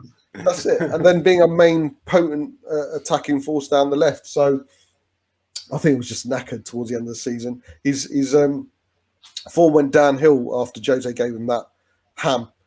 So I don't know if that had anything to do with it, but maybe there was something in it. Maybe there was something in it. That's it. But no, as a wing back, I think it's tailor-made, mate. Tailor-made as a wing back. But I think Reguilon will strive, and I'm really hoping you look at what he's done with Podence, Neto. He's had some really good quality out wide players with at Wolves, and he's brought them on to the next level. I just hope with Bergwijn. I know we've mentioned him before, but I go back to him. I really hope he can do something with Bergwijn. Everyone else, mate, it's up to them. It's up to them. And look at that on your screen. First of all, Charlie Edinburgh's there. I think Justin Edinburgh's son. And they've just renamed one of the stands the Justin Edinburgh stand at Leyton Orient Stadium as well. So what a lovely touch that is. What a lovely touch. Absolutely. And it's really a good thing about Justin Edwards' son. What's his first name? Sorry, mate. I think it's Charlie. I think it's Charlie. Charlie. He's really pushing the agenda, isn't he? He's pushing the fact that he doesn't want the death of his father to go to waste, and really push the cause. So big on him. I always listen to him on Talk Sport. He's always on there, fighting the cause, and big on him. Big up on him. Yeah. He seems like a real top lad, top lad. And, he's doing so much work in the foundation now, in his foundation. And, they're working very closely with the Tottenham Hotspur Foundation as well. Absolutely. So it's all for a good cause. So if you do want to go and donate to the JE3 Foundation, I will put a link in the description after the stream, but it's not there right now. But it is such a great cause, and it helps a lot of people. And I don't know if you saw in the build up to this game, but Jaffet Tanganga and Charlie Edinburgh went to a local school to help them and show them how to do CPR and all this kind of stuff. Yeah, so, absolutely. And of course, Harry Kane's sponsoring their kit as well. Is he doing it again for the second year? I'm not sure if he is, but I don't see a reason why he can't, or why he won't. Especially with us playing them, you don't want that looming over your head. Oh, yeah. Harry Kane did last year, but so I wouldn't be surprised if he did. But yeah, I think he'll be doing it for the foreseeable future, and rightly so, mate. Rightly so. Yeah, and obviously Leyton Orient and Tottenham have a lot of crossovers, don't they? Because of the area Leyton Orient's in, it's just bound to have a lot of Tottenham fans that support Leyton Orient. So it is just what it is. And obviously Harry Kane did spend his time on loan back in early stage of his career at Leyton Orient. Probably one of his only successful loan spells, to be fair. Yeah. There are a lot of. I've got a lot of Spurs fans who are family and friends, and Leyton Orient seems to have become their second team as well. Always looking out for them. So anything we can do for them is absolutely great. And always just been presented with something. Oh, look at that! Look at that! That's brilliant. That's brilliant. And getting it from the king himself. Exactly. Who better to get it from than the king? Yeah, it's keeping in shape. He's going back to his ambassador role, isn't he? Do you think coaching is probably a bit too early for him then? I always thought I didn't really know what he was doing there, because I didn't really know what his actual role was. But I always felt that he was a bit too much of a soft touch, maybe to be a coach. But I could be wrong, because he was captain, and obviously a brilliant captain for so many years. So you've got to have a bit about you to be that, don't you? Yeah, you do. And he was in an unfortunate position as well. All the players are out as well. Giving King some fist pumps there, all the players. Winksy's coming back. It's still popular, isn't he? He's one of those. If we were going to be solid defensively, it would have been King's down to King. If we conceded loads of goals, which obviously happened in a couple of games, what the hell is King doing? So, but yeah, they're actually doing the workout on the pitch. I always felt that it was a bit harsh on Ledley King every time kind of people laid into him for our defensive woes. Yeah. Because Jose Mourinho, he's the one that come in as like being this massive, big defensive coach, and he's the one that's supposed to be coaching the team, not Ledley King. Yeah. And obviously the personnel wasn't there. Sometimes you can teach whatever you teach, but if the personnel and the ability is not there, then it's not. We're always going to have a Dyer moment from Dyer. Yeah, that's for sure. Yeah, that's definitely true. I was overexposed on my camera before. Is it looking a bit better now? I think. Oh, I can see your tan now. Tan from sitting inside and isolating. That's it, mate. That's it. Alfie Whiteman's come on.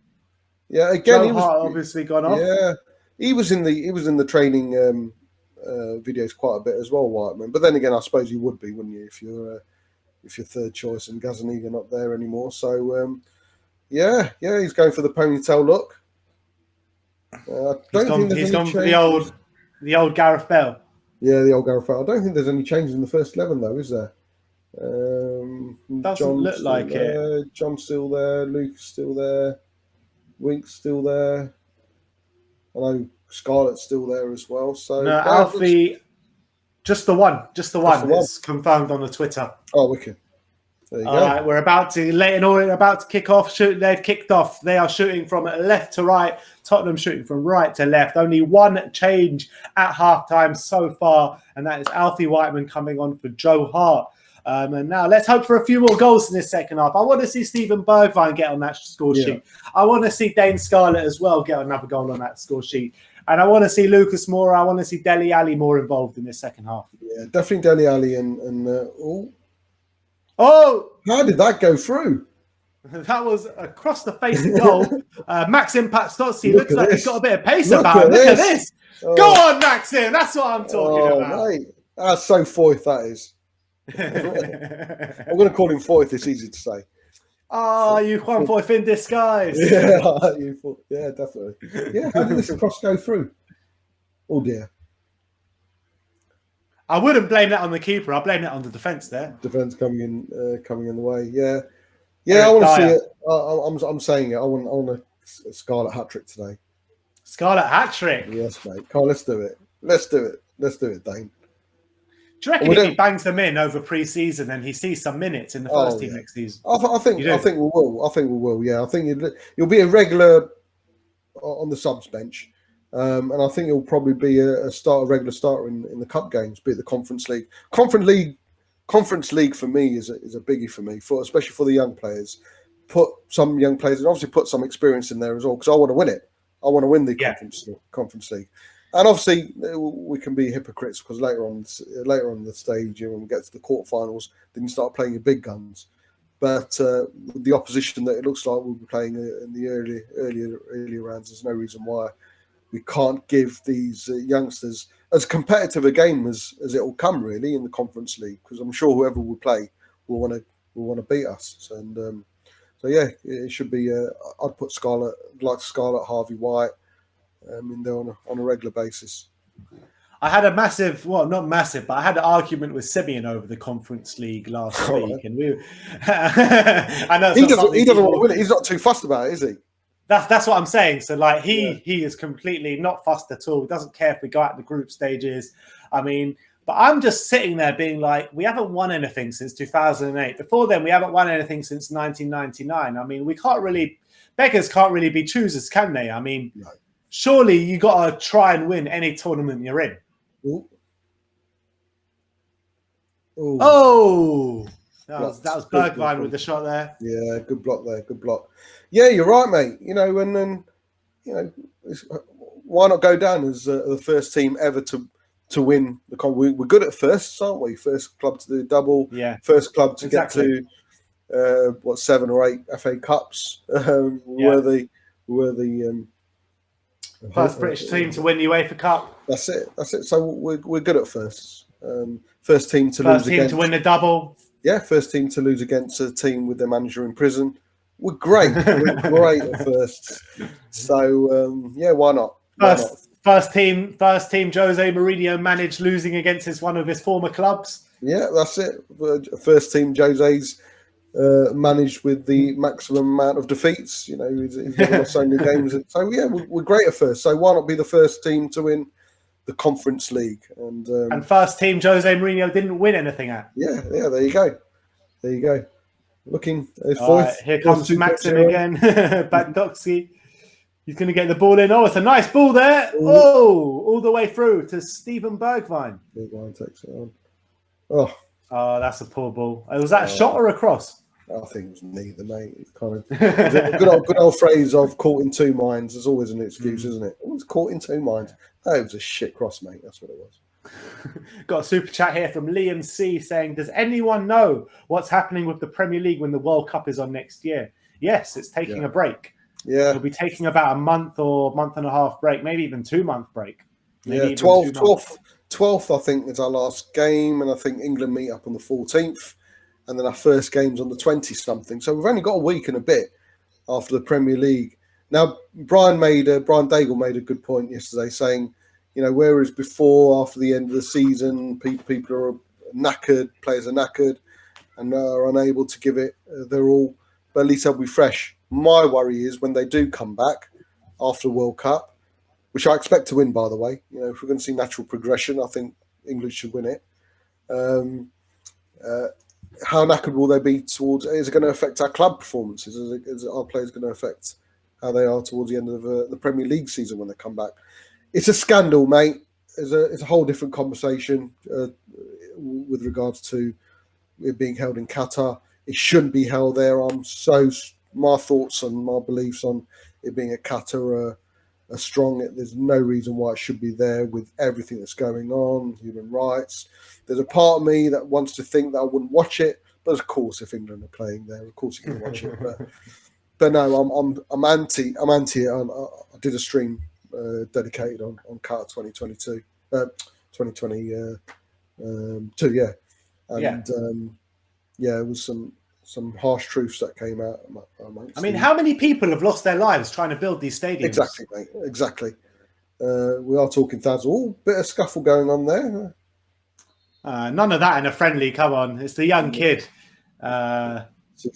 Bergwijn Cesar or something. Cisse. Yeah, it's been calmed down. I get what you're saying, and the World Cup should never have been in Qatar. Never. No, it's a bribe. It's a bribe World Cup. It's laced in bribery and innocent blood. The way I see it, the World Cup, and take it how you want. And probably people won't like that, but it is. It's so many innocent lives have been lost. Human rights. There's so many things that stand against what we believe in right now. The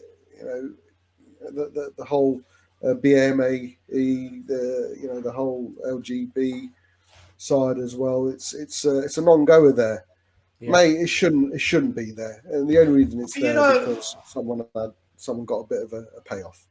Yeah, look, but they've got the payoff. They've got this. Yeah, no, but I think you're absolutely spot on. I don't think that there would be a World Cup in Qatar if there wasn't all that stuff going on. But surely it takes someone.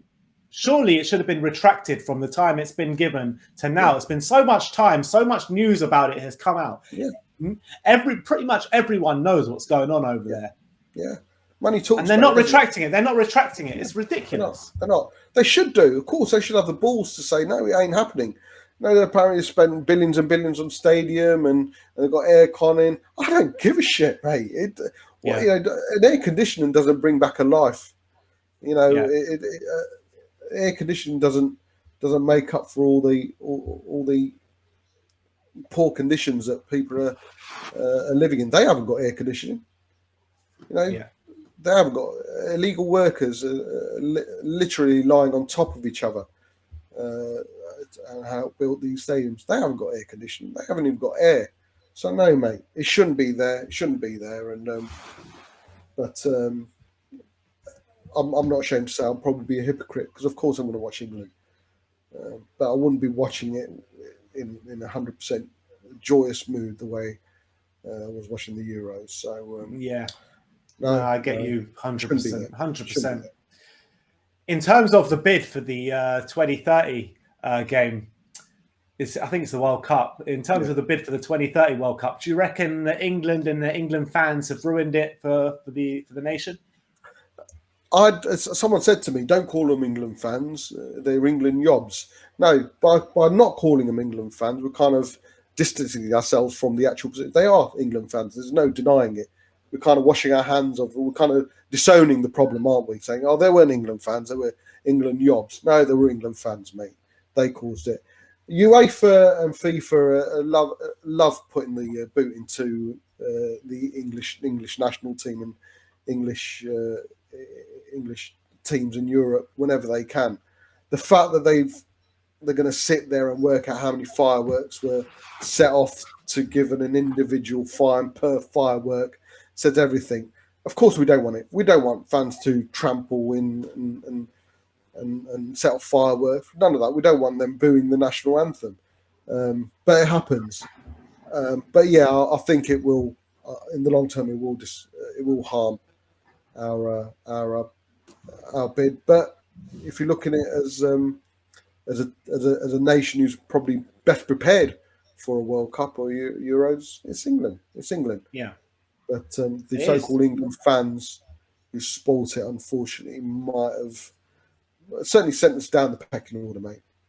Yeah, I mean, those scenes during, before, after the final. I mean, it was just nothing short of disgraceful. And I was in Wembley at our event quite a while before kickoff and whatever, getting ready and having a few drinks and what have you. And I was thinking about going down to Wembley. And someone said to me, don't go down to Wembley. It's so dangerous down there. There's bottles flying everywhere. I mean, people are just getting their heads broken just because glass bottles are just flying throughout the air. Yeah. And I mean, and there are kids there as well. There's kids, there's women, there's just there's so many people there. Anyone could have got really dangerously hurt. Mate, I took, when we were playing at Wembley, I took Bob Spur Jr. to a few games at Wembley, and I never had any of that. Never. It seems to be the England mentality. You know, they all seem to come out, maybe patriotism, but there's no excuse. There's no excuse for it. And right now, I would never take Bob Spur Jr. to an England match. That's my next thing to do with Bob Spur Jr. But no, I wouldn't take him right now, especially with the scenes that we saw. There's no reason for it. You know, but it was quite evident. You know, 60,000 was supposed to be the capacity. There was easy 90,000 in that stadium, mate. We all saw that on TV. Yeah. But the horror stories that follow were before it. The stampede. You know, people are going, "Oh, stewards, mate." No one on £8.90 per hour is going to risk their lives over that. They're not catered to deal with that kind of stuff as well. But one thing that was very evident in whatever clip I saw, mate, I hardly saw any police in the footage. The stampede, the people inside fighting off. Yeah, the people inside fighting off the people who were trying to get in. The ticket holders, they were helping the stewards basically and taking the law into their own hand. I didn't see. It was like a 7-minute clip, and not one single policeman was present. It's very rarely I saw any sort of police presence in any of those clips. And the Met Police have turned around and said, no, we did what we had to, and everything's fine. So while the people at the top are denying all involvement and denying what they could have done, what they should have done, what they did do and what they could have done are two totally separate things. Here we go. A host of changes about to be made for Tottenham Hotspur. 1, 2, 3, 4, 5, 6, 7, 8, probably. Oh, okay, that should be interesting. Good luck, mate. Yeah, I mean, we kind of forgotten about this game. We got engrossed in a chat about Qatar and England fans and what have you. But not missed any chances or anything. Yeah. But we're going to see who is going to come on and off. I mean, I could probably tell you who's coming on, but we just need to see who's coming off. But I think it's been a good pre-season so far in terms of the intensity of the game. It hasn't felt like too much of a friendly. No, and it's down to Leyton Orient as well, mate. You know, they've come in with a bit of intent. They've not been afraid to take it on. I think. No, not quick enough, Bergwijn. Not quick enough. I think that little scuffle kind of showed what kind of mindset everyone's in, which I love. You know, for a friendly to show that, absolutely fantastic. But Scarlett's got the goal. Sorry. No, I was going to say, let's hope it's like that for the North London Derby friendly, because I can't stand the thought of a North London Derby friendly. No, definitely not. North London derbies, mate, it's one of those I get excited about, but shit myself at the same time. Yeah, 100%. It's one of those, you can't get too up for it because the thought of losing it is just unbearable. But and because we're playing Arsenal, not many people are talking about the Chelsea game. That's just as big as the Arsenal one. It's true, but I don't think we can go to the Chelsea one. I don't think they're letting in away fans. Right. Okay. At Tottenham, Arsenal, or Chelsea. Right. Okay. So when the game's at Tottenham, it's going to be only Tottenham fans, no Arsenal fans allowed. Okay. Yeah. Dele Alli being caught in midfield. He's not done much today, has he? Unfortunately for him. And, he hasn't. Unfortunately, Bergwijn as well. Yeah, him and Bergwijn have been a bit disappointing today, not going to lie. Yeah. I mean, our Foyth 2.0 seems to have had more of a say in the game than what some of the older heads have. Yeah. I think the best players for Spurs so far have been Paktossi, Paktossi, or however you pronounce his name. Foyth Niall John. Yeah, exactly. Foyth 2.0. Niall John, Dane Scarlett, and Lucas Moura for me. Oh yeah, yeah. Lucas Moore took him there. He just carried on from where he finished off. But Orient looking to make way.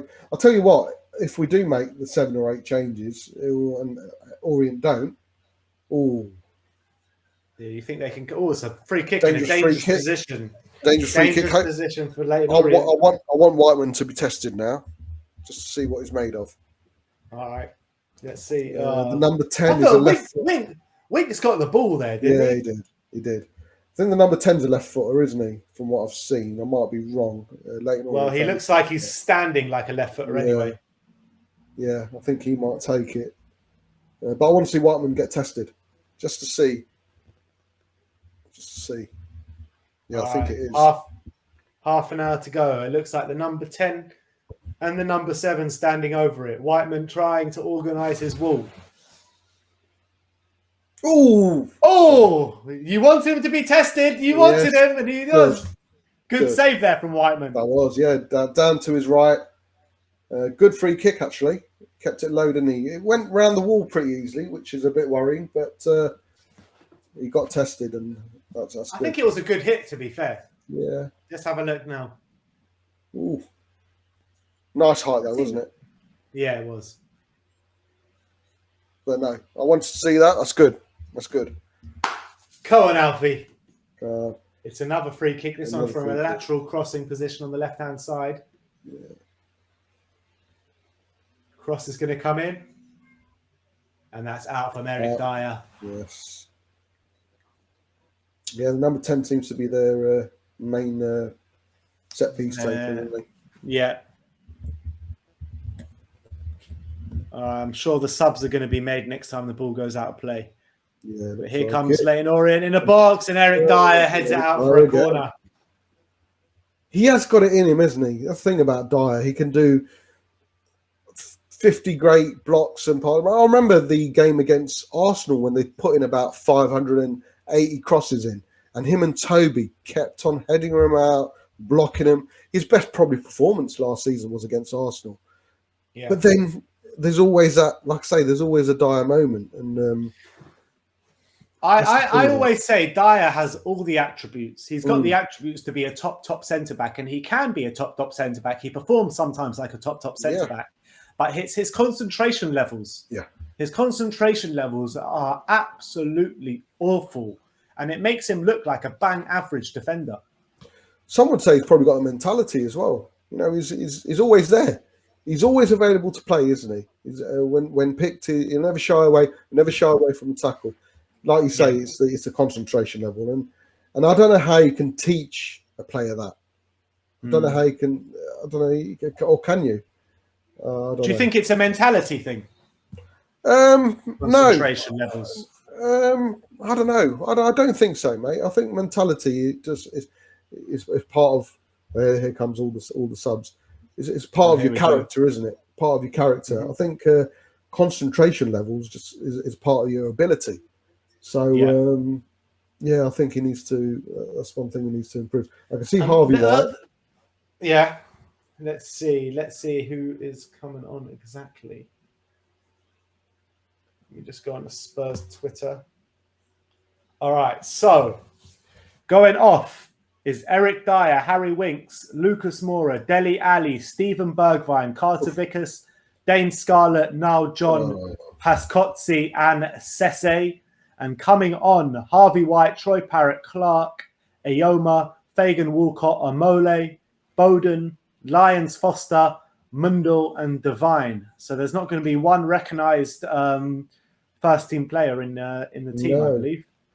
No, there isn't, is there? Mundell, I have no idea about, mate. I'm not going to lie. I've never heard of him before today. No. Ayoma, again, a good player. He came on in Europe, didn't he? And he did okay. Bowden's been. I think Bowden came on as well, didn't he? Bowden did, I think, and I think Ayoma was on loan at Lincoln last season. Oh right, okay, wasn't he? But yeah, let's see. Tell you what, if you're a Leyton Orient player, you're certainly going to think let's go for it. Shame about their moment, isn't it? Now's their moment. Shame about Scarlett. I would have liked him to do the 90 minutes. But look, he's got a goal. I'm sure we'll see him again next week in the pre-season against I'm not sure what's first, Colchester or MK Dons, but I'm sure we'll see him get a goal in one of these games. Yeah. Yeah, we'll play Wednesday, don't we? But look, now's a moment to see Troy Parrott, and let's see what he can do. Yeah. Yeah. Jack Clark, obviously, there as well. Yeah. Probably won't see him, he's so skinny, but that's unfair. That's unfair. You're being sizist. Is that what they call it? Sizist, yeah. Yeah, you're right. There's not a single first team player. Hey, they're spreading it around okay. It's a good start. They'll play with no fear, won't they? Yeah, 100%.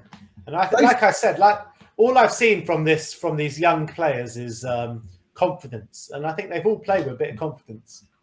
They've played the ball better. They've played the ball better than what the team before have. They've kept the possession pretty well. Nice 1-2s. Yeah, but it's a big one for Parrott. Let's see what he can do. There he is. We're just about 24 minutes till the 90. A host of changes have just been made from Tottenham Hotspur. It's still 1-0 to Tottenham here at Leyton Orient. But we'll see what goes on now, because I think definitely with those substitutions, Leyton Orient will be have a tiny bit of confidence that they can get something from this game. Absolutely. 100%. Doesn't look like we're going 2 up front. No, I think that's just a winger there. It's like 4-3-3 or 4-2-3-1. Yeah. I think it's more 4-3-3 to be fair. So you reckon we'll start with a 5, 3 at the back against Man City then? I mean, I've got a feeling, obviously I want to see what we do for the rest of our pre-season games as well. But that's my gut feeling telling me we'll go for a 3 at the back against the better teams. Oh! Going for it. They're going for it. Good clearance. Now it's even harder to do the commentary. Yeah, absolutely. I was just going to say that guy.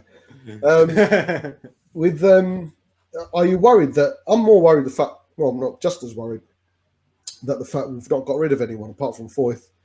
Never mind who we've brought in, because another season with Sissoko. If the likes of Sissoko doesn't get any minutes and Sanchez don't get any minutes, they're going to decline. Their valuations have declined so fast. Paratici. Hey, what's your feelings towards the whole speak to 10 people and pick 10 players and pick one? Well, it's better than speak to no one and get no one. It is, but I'll be honest, mate, it's doing my head in. Being linked to a different player every single day, and as a player, if I want to go to Tottenham Hotspur, I want to feel like I'm wanted. I'm a priority rather than option 4 out of 10. So I don't know how it obviously works in Italy, but for me, it just doesn't work here, and I've not got used to it, and it does my head in, mate. Being linked to, last night we were linked back to Varane. We're going to go in for Varane. I saw that. Mate, what the hell's that about? It's crazy. It does my head in. I just want to. I do not believe, and I think quite a few of the fan base will say the same thing. They don't believe we're going to sign anyone till that photo's there at Hotspur Way with him holding up the shirt. I didn't believe Nuno was with us till I saw it today. Till I saw him in the dugout today. So that's how. No, I tell you the truth. I mean, I just take everything I see, all the rumors right now, with a pinch of salt. Yeah. I don't really believe any of the rumors. I mean, I just consider it all as paper talk. Apart from when it's like really set in stone, when they're all talking, when Ali Gold's talking about it, when Fabrizio's talking about it, when they're all talking about it and all saying the same thing, then I start to believe it. But right now, I can't believe anything that's spoken about on the headlines and the press. And I think the majority of it is probably paper talk anyway. As YouTubers as well, mate, we've been made to look like mugs, haven't we? I've done streams on Conte coming in and Poch coming back and Tomiyasu and his attributes, what he's going to bring, and at the moment, none of it was true. And Tomiyasu all of a sudden is a question mark, and that's what's that's what's doing my head in. It's we want something definitive, and we can't get that right now. I know. On our channel, Bob, on our channel, we did 5 players that will really benefit Antonio Conte, 5 players that will really benefit Fonseca, and we haven't even done the one for Nuno yet. No. I'm too scared. What will happen? That's it. Yeah, it is. I mean, Matt Hayes, you know what he's like with his bulletins, and he's done that. We did a celebratory video on Poch coming back. You know, we were drinking champagne and everything. Oh, bloody hell, mate! And then likes of Henry, you know, dressing up in an Italian mafia outfit because he's getting ready for Conte to come in. Again, made us look like mugs. And well timed though, just before the season ticket renewal, wasn't it? Yeah, absolutely, mate. Absolutely. You know what I mean? It's so well timed, and I said it at the time. I said it at the time when we were linked to Pochettino, and I was kind of like half joking, but not really joking. And I said, as soon as season ticket renewals, all these managers would be dead. Oh, what a goal! Oh, what a goal! What a goal! What a goal! Number 20 there for Leyton Orient. Yeah. Who is that? Took it inside, curled it around Whiteman. Unbelievable finish that was. Really was. I'll let you figure out who that is, mate. Yeah, I can't really see because it must have been a sub that had come on. Yeah. And they don't have the numbers for the subs. Who was it that gave it away? It was Parrott. Ah, Troy boy. Wow. Mate, do you think he sold that defender down the river, didn't he? Look at that. Yeah. Good finish, though. Can't take anything away from that finish. He didn't. Are you questioning Whiteman's reach? He didn't really stretch for it. But I don't know. Maybe I'm stuck into it too much. Yeah. I think it was just a really good finish, to be fair. Yeah, it was a good finish, actually, to be fair. He wasn't scared to take it on. But yeah, a bit of a sloppy pass from Troy boy, wasn't it? Yeah, it was. And I tell you what, if we go on to lose this game, the amount of Arsenal fans I've given stick over the Hibs game. Yes. At least we can say we let Orient beat us because of sentimental. Yeah, 100%. Values, yeah.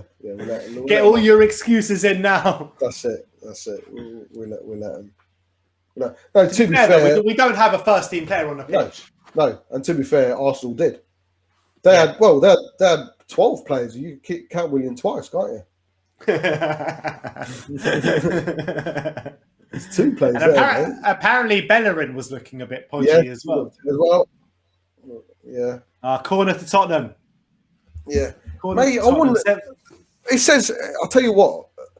It says a lot to me that Arteta was still willing to put Willian on the pitch after seeing what we saw. I don't know. I mean, it's just so weird, isn't it? Because, I mean, he's done nothing all season last year for Arsenal, literally nothing. And he comes back to the season looking like that. I mean, where's the professionalism, man? Where's professionalism? But where's the professionalism from Arteta as well? My question will be raised. I don't think any Arsenal fans why play him? He's a player who's come back knowing full well when pre-season is. That's like it's so much, like I say, unprofessionalism and a lack of respect really towards a team. Coming back thinking, I'm still going to play even though I look like 9 months. Yeah. It just proves, Bob. It just proves all Arsenal are right now a retirement home. Yeah. Oh, here it comes. Oh, weird. Oh, that's a lovely take, Harvey White. Oh, that was a great challenge from Harvey White. Great play. And Jamie Bowden getting the shot off. Yes. Good right foot. At least they're looking to put a bit more intent in. 15 minutes to go. Let's see what come on, let's grab the winner here. I mean, you say if we lose, if these youngsters were to put a win in, that'd be brilliant. That'll say a lot. They've looked better on the ball, mate, than what the previous team looked, and just shame they conceded a goal. Yeah, that's it. It was showed in quite a bit, wasn't he? Yeah. defender. So yeah, I thought that young defender was pretty inexperienced the way he got turned inside out like that. Yeah, but Troy needs to make up for that loose pass, because that's what set them on their way. Yeah, well, there wasn't a single pass made after he lost the ball. The number 20 took it on, and to be fair, like you say, mate, great finish, absolutely great finish. Yeah, 100%. Not long to go, but either way, win, lose or draw, I'm just so happy Tottenham are back. No matter what, I mean, signings, no signings, sales or no sales. I mean, there's just something missing when Tottenham are not around. Yeah, and it would have been nice, obviously, for England if we'd won it and bring that feel-good factor into the season. But I'm excited, mate. I'm excited. Good closing down. Oh, that's lovely. Harvey White again, was it? Yeah. I know. Yeah, it was. Yeah, it was. Yeah, that's Jack Clark giving away a free kick. Yeah. What are your feelings, Bob, on club over country, country over club? What are you? It's going to be Spurs for me. Always will. But obviously it changes. You love changes when England play, especially in a World Cup and stuff. But for me, it's less of an inconvenience. I remember a time where we were playing with Spurs. It was during the league time, and England would come in with a game, and it was an inconvenience for me. It was like, why are England playing? Southgate's changed that. I do look forward to the England game now, and an England game. So that's a good thing. But for me, mate, people go, if it was even FA Cup, Spurs winning the FA Cup or England win the Euros, Spurs FA Cup all the way. I know it's not the league or the Champions League, but for me, even an FA Cup win for Spurs would be it might be different if we still had our 5 Spurs players in the England squad. But no, it'll always be club over country for me personally. I know the Italians are all country first. I'll speak to a couple. Iggy is one of them is pretty prominent within the YouTube world, and he's, mate, I'm Italy first and foremost, always. But yeah, I get that though, and I get that, but for me, I'm with you, Bob. I'm completely club over country, and I'll take Spurs winning a Carabao Cup before England win the Euros. But it doesn't mean I'm not patriotic. But no. I'm so much more a Tottenham fan before I'm an England fan, and I'm not sure. I think it might be a Tottenham thing because we had quite a few Chelsea fans turn up at our events, and they were all country over club, all of them. Really? Yeah, it was really interesting. I had a big, long chat with some of them about it, and they were shocked that I prefer Tottenham over England.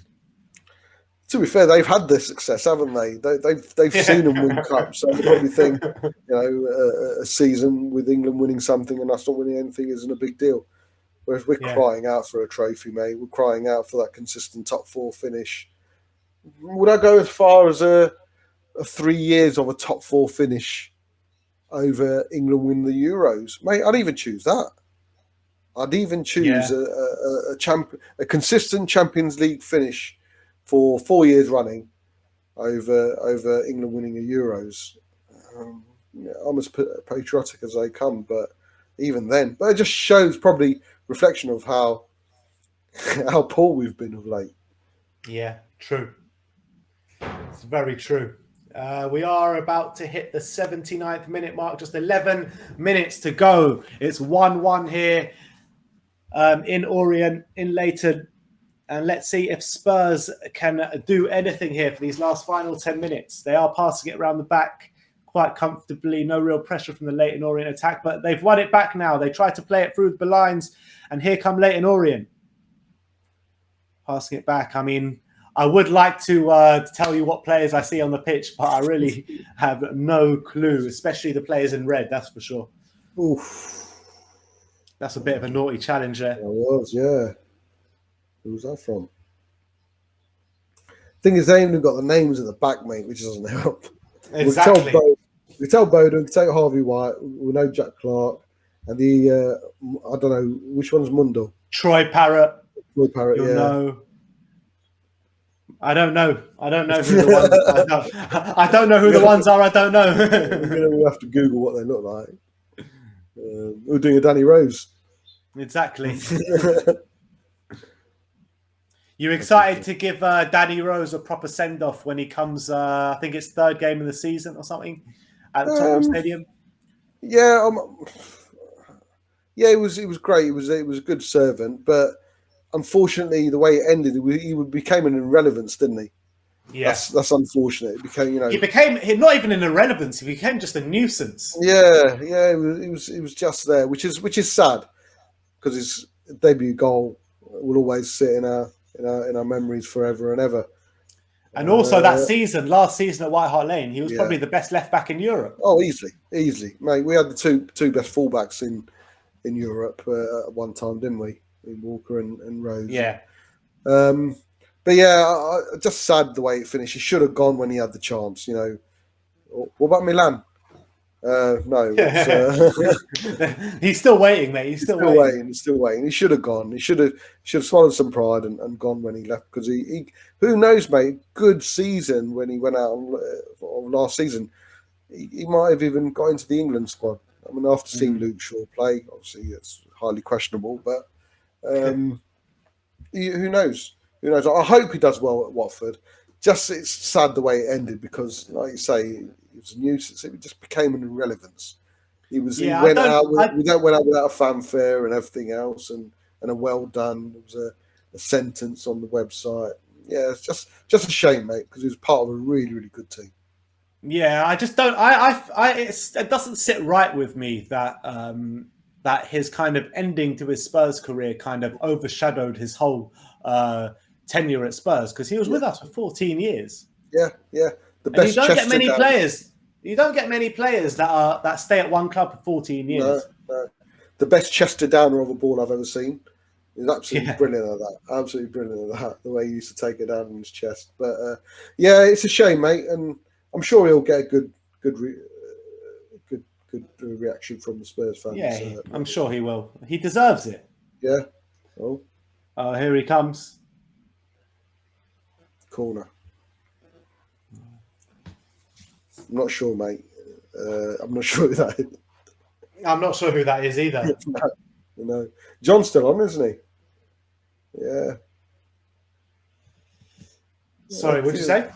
So John's still on. I thought no, John went off. John's off. Yeah, he went off, didn't he? So I'm not sure who that dude is. Oh. At least they're pushing for a winner. At least they're trying.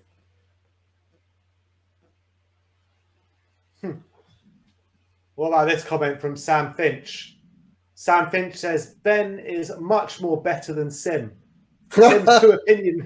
Sim's too opinionated and takes over. Get yourself your own channel, Ben. This is my own bloody channel.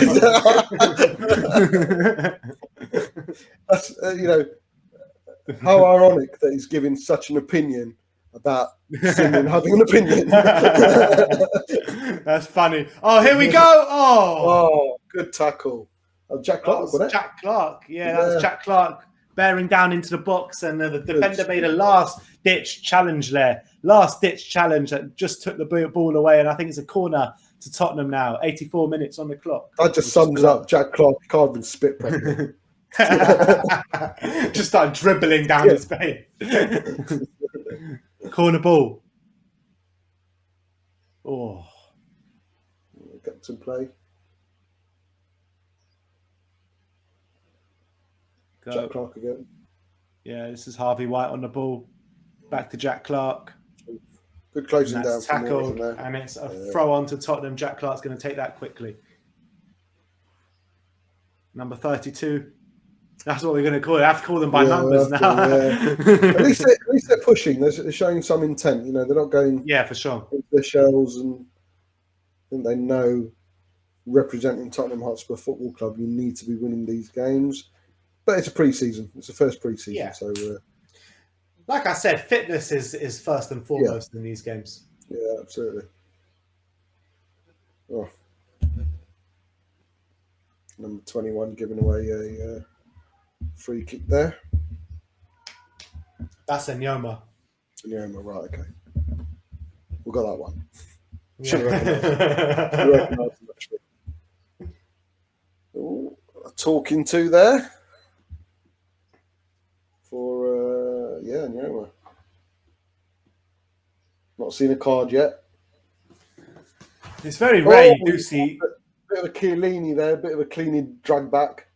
Sure, Mate, that's one player in the Euros that I found a big love, big respect for is Chiellini, mate. Chiellini. And Bonucci. Bonucci, but Chiellini's shithousery. I loved it. You know the way before that penalty shootout against Spain, when he did the whole thing with Jordi Alba and gave him that little.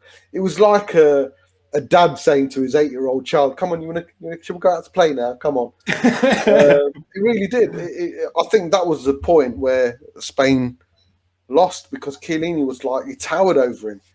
He towered over him anyway. But best defender in the world. I mean, he's unbelievable. And I was saying this on my stream.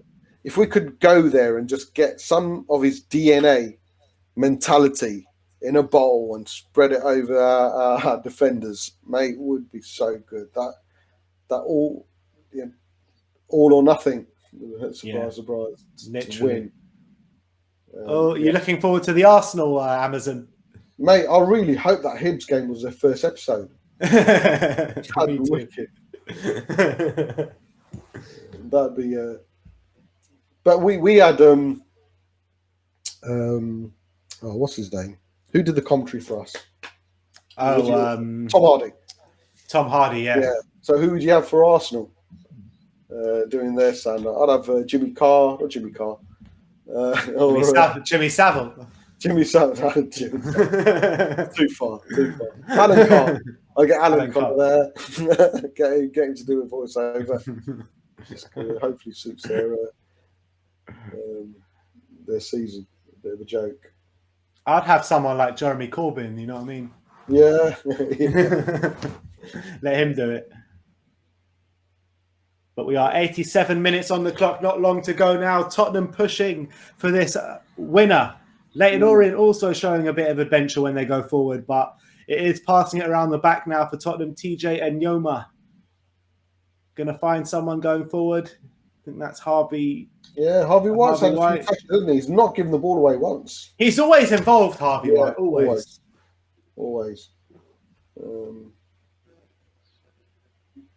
Just hope he manages to find a ball. He's making to be fair, Troy is making a few runs up front. They're just they're not finding him right now. Yeah.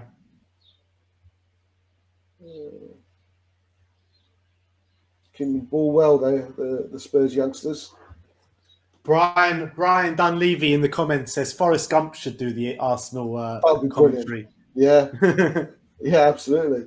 With Arsenal, the season is like a box of chocolates. You don't know what the fuck. To be honest, it's like that with Spurs as well. Yeah, to be fair, yeah. But Forrest Gump's a good shout. Good shout. Yeah, playing well. All right. Keeping possession. There won't be many added on stoppages for this one, I don't think. Oh yeah, I think it'll be 90 minutes and about a minute and a half left of this game. Is there going to be another goal, Bob? No. I think it's got 1-1 written all over it, isn't it? I hope I'm wrong. Troy Parrott to get a last-minute winner would be absolutely great. Absolutely great. I think we've lost a bit of attacking impetus as well with Scarlett going off. Intent. Oh, someone just mentioned in the comments saying, Ben, as this is for just in Edinburgh, there'll be a penalty shootout. Ah, okay. Well, that'll be good. Apparently, you win a trophy at the end of this game. Brilliant. The JE3 Cup. Oh, wicked. So, yeah, we might be having you for a bit longer, Bob. Fine, that's fine. Penalty shootout's great. You know, let's hope this one goes better than the last one that was important to us. Yeah, 30 seconds left of the 90, and apparently this game is bearing down on a penalties. Are we going to win the penalty shootout, Bob? Yeah, kids don't. Kids are going to be all confident, are they? Last minute Just corner. like the Audi Cup, mate. Just like the Audi Cup. Just like the Audi Cup, yeah. That last, you know, it's such a shame that goal against Bayern Munich from Harry Kane. It's no one. I can't find a proper video of it because I think the camera wasn't on it properly. You're talking about like the one at Tottenham Stadium? No, in the friendly, in the last minute. In the friendly. Yeah. Mate, that was one of the best goals he ever scored, but it's hard to find it anywhere where you can see it properly. Yeah. It was very, very similar to Patrick Schick's goal in the Euros. Yes, it was very similar to that. 1 minute added on. We're 30 seconds into it. And then it looks as though we are bearing down into a penalty shootout with a trophy. A trophy at the end of this. See, it's bigger game than we thought, Bob. Yes. I think the best goal to lob a goalkeeper from far out has to be Ibra's. Sweden against England, wasn't it? Oh, yeah, that was insane. Oh. No, I've taken it too far. This guy's too left-footed, too right-footed. He couldn't bring it onto his other foot. There we go. Penalties it is. Is it actually penalties?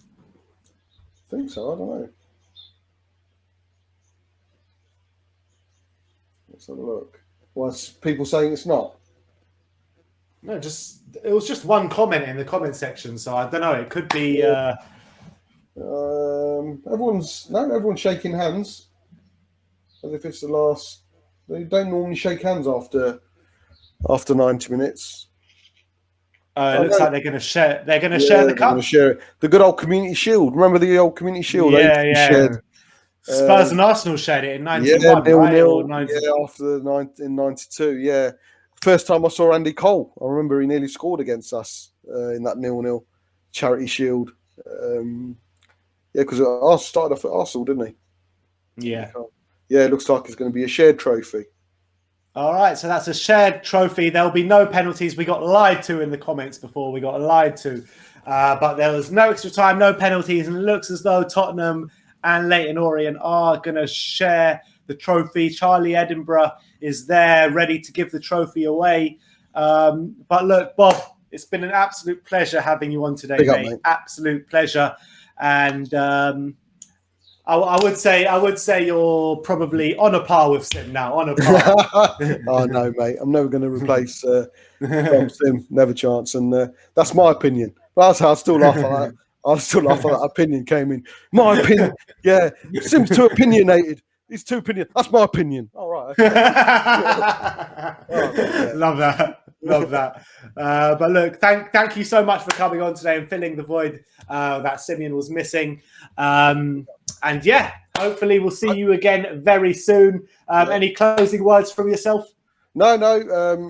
Good run out for the youngsters. Hope you can come over and see me at Bob Spur TV sometime. Most definitely. That'll be good. I've got a show tonight, so hopefully you guys can come on to that. It is going back what to Spurs time? now. 10 o'clock tonight, Bob Spur TV. Finally talking about Spurs again. It's all been England of late. And then I've got next Saturday's 10 o'clock is normally my time. We call In the Wall. Next Saturday, I'm doing the best ever show for Spurs. So the best ever player, best ever header, best ever goal, best ever manager, best ever everything. So that'll be a nice. That sounds like a good fun show. That sounds best ever special next Saturday. But I'm on tonight at 10 o'clock with some guests. But good run out for the youngsters. Good to see Dane Scarlett get a goal. Lucas looks sharp. Question marks over Bergwijn and Dele Alli still. All right, so there you have it. Everyone go and tune in to Bob Spur TV tonight at 10 p.m. where he's back making Spurs content. Everyone go and hit a subscribe on his channel as well. He's been a massive help to us today. And also he has a great channel providing some great Spurs content. So go and check that out. Bob, once again, big up yourself. Thank you everyone for joining us today. Like, subscribe and comment. And as always, come on you Spurs. Come on you Spurs.